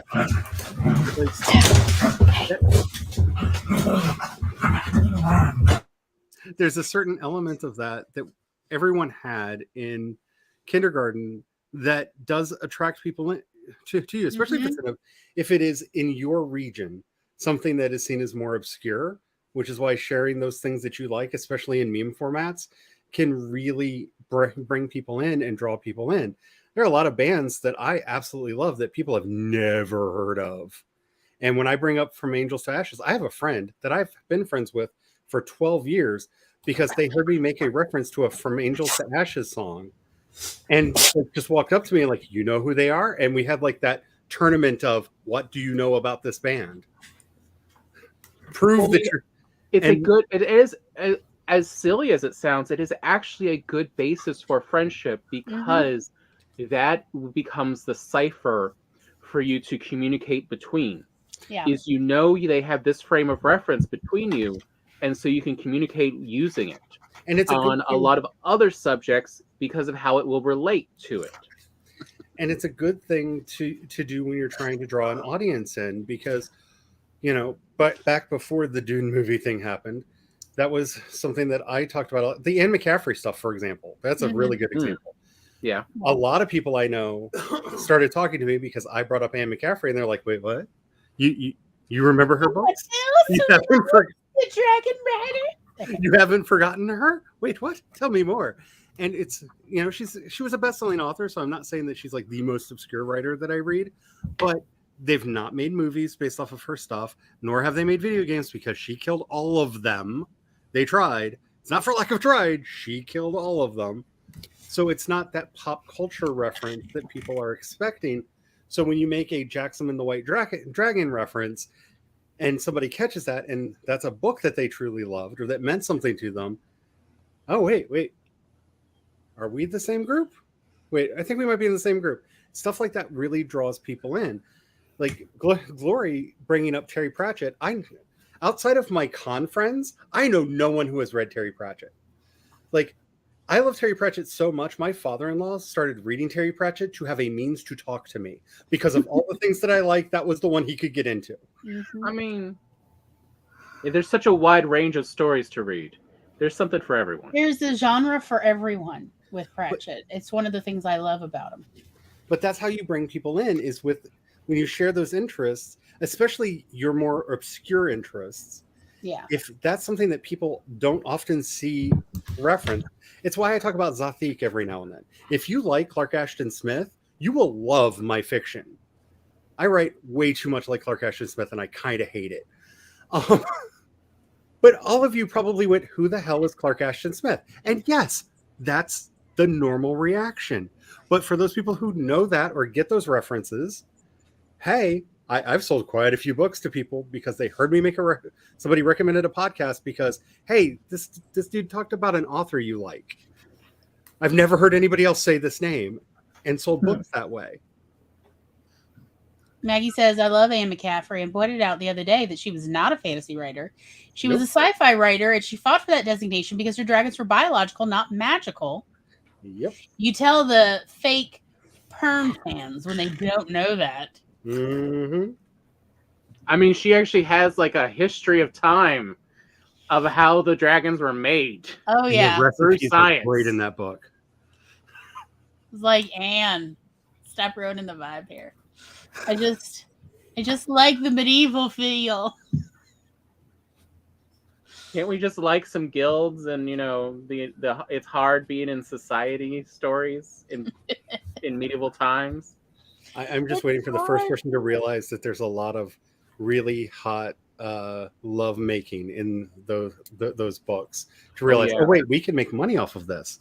We can get sexy people that are not wrong. Having compulsory sexy time because their dragons decided to have sexy time, and now they're all hot and bothered for each other. Dragon makeout set, like, oh my god, and so much hot dragon making out. Okay. I mean, a few of those almost double as romance, in the big R stories. Yeah, or prawn. But anyway. Yeah. Oh yeah.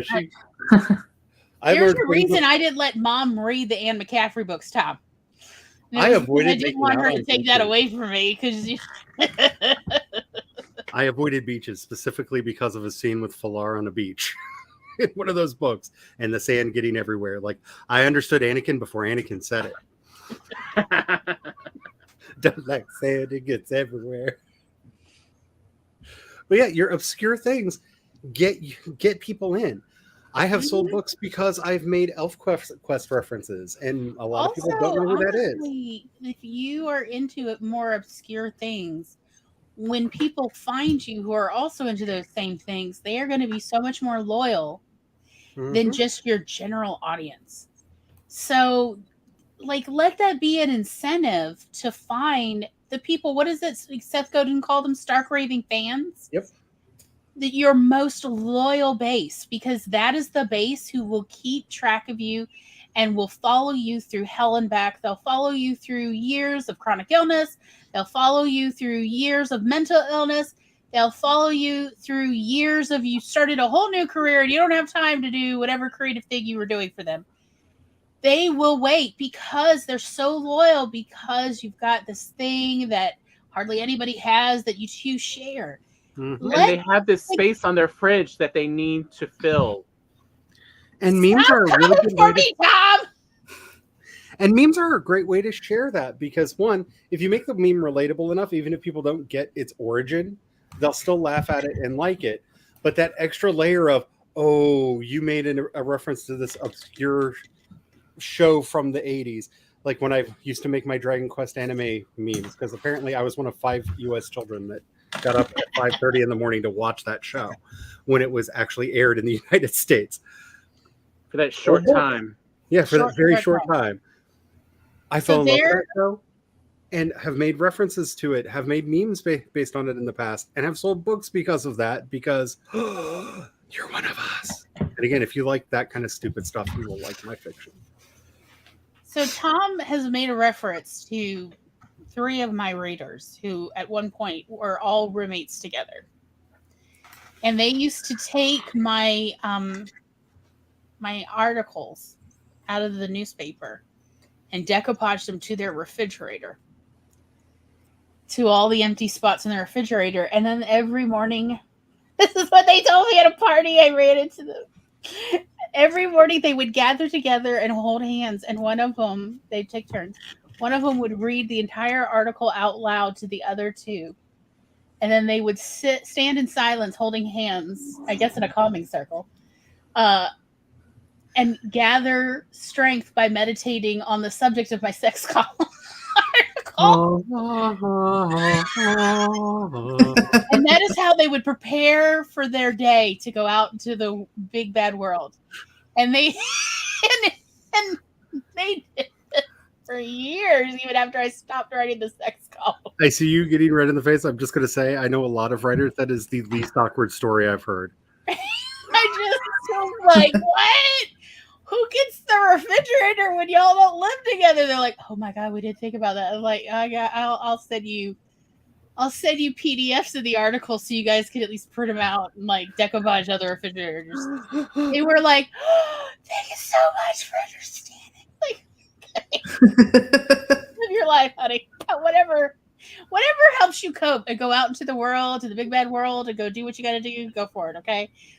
But that is the reference he's making about people space on the refrigerator, because they're like, will you write more? We have a space on the side back. Why? I don't know. That's the reference he's making. But I mean, but again, you provided a cipher for them to communicate with each other. It wasn't that they were thinking they were having a parasocial relationship with you so much as a little bit, but it was more of they were having a deeper friendship with each other. As well as it was like, it was giving them something to meditate on. Again, because it was my vibe. And they were trying to take in that vibe and go through their day in that vibe of, you are a strong, confident, competent woman.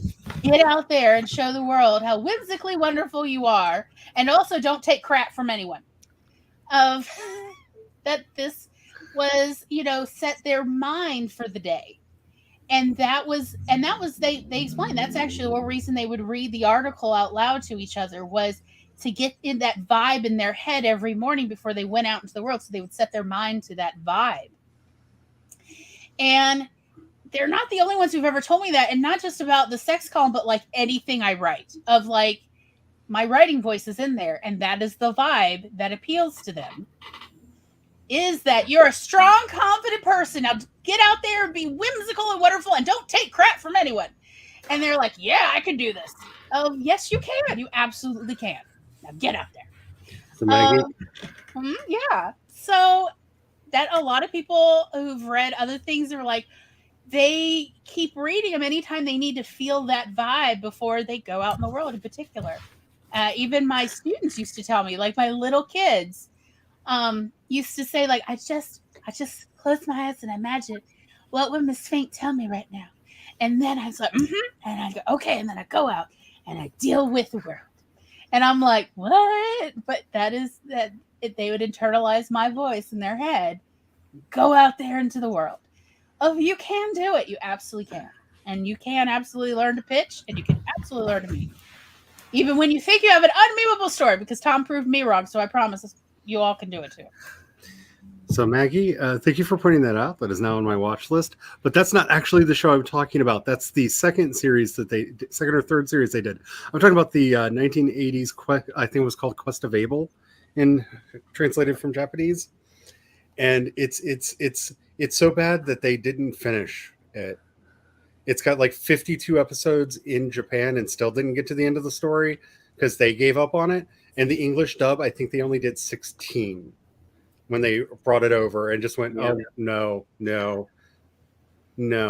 If that drunken wizard has been in almost every book I've ever written somewhere, if you look hard enough. Is it Dragon Quest Legend of the Hero Abel? Yes. It is a trash show. It is a trash show. It really looks like a trash show. Oh, it is. By the way, Maggie, I just want to say, as far as the sirens, I blame DuckTales. In my head, I just always think of them as three, tentacle lures attached to the head of a monster.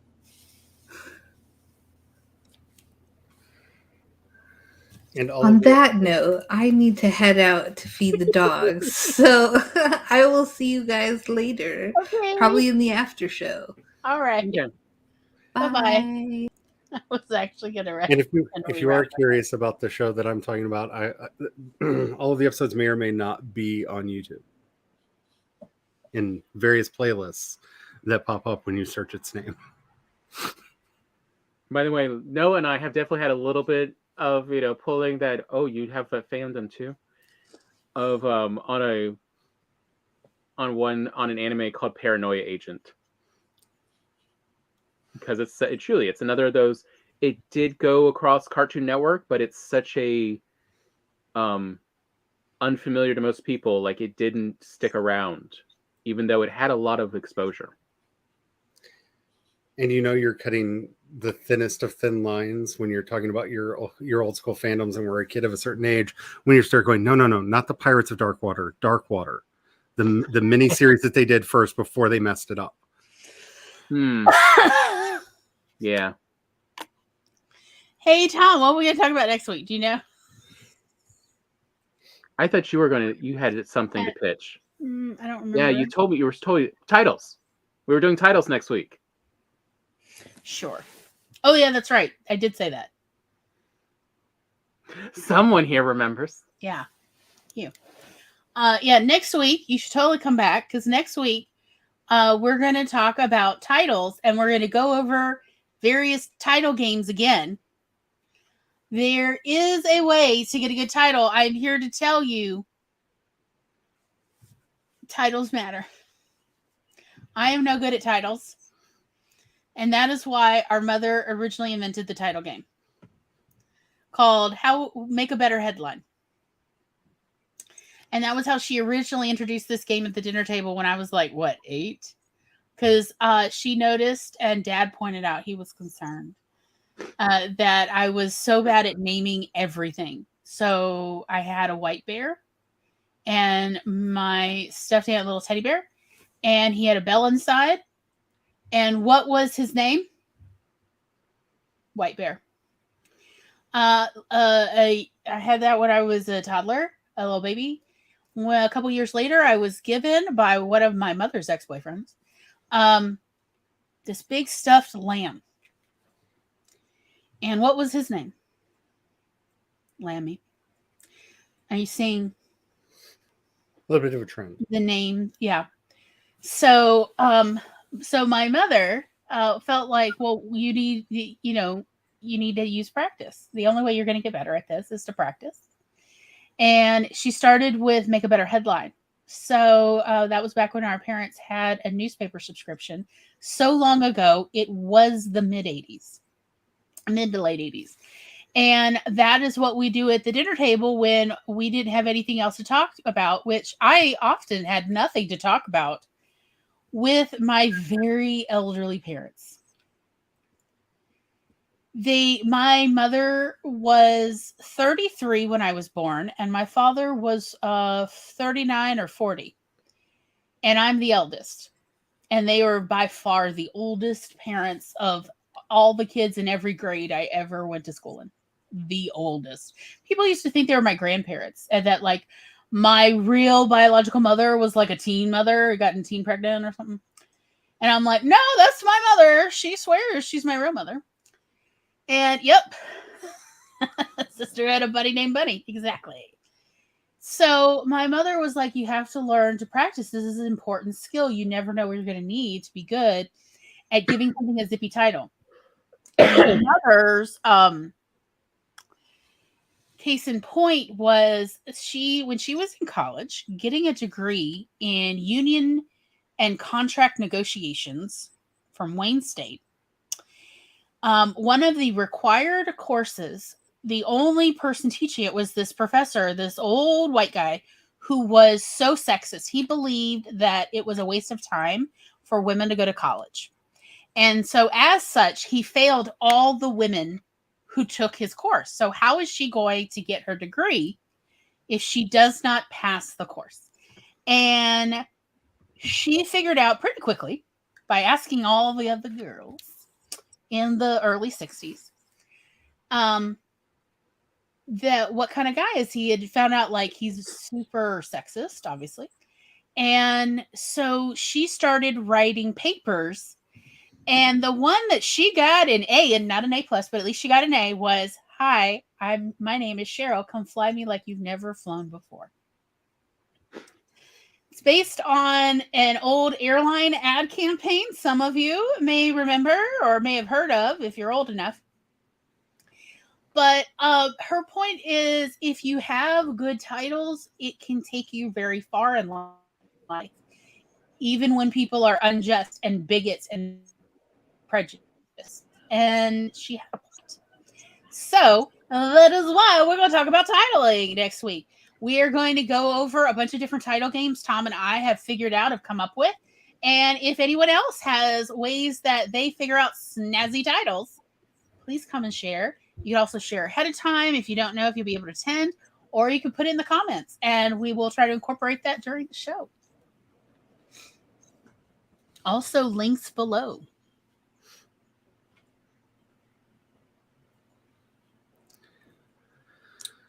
Charlie, anything else? Well, my final thoughts on all of this is, if you are wanting to make a career as an indie, you are going to have to develop a fandom either around yourself, your work, or both.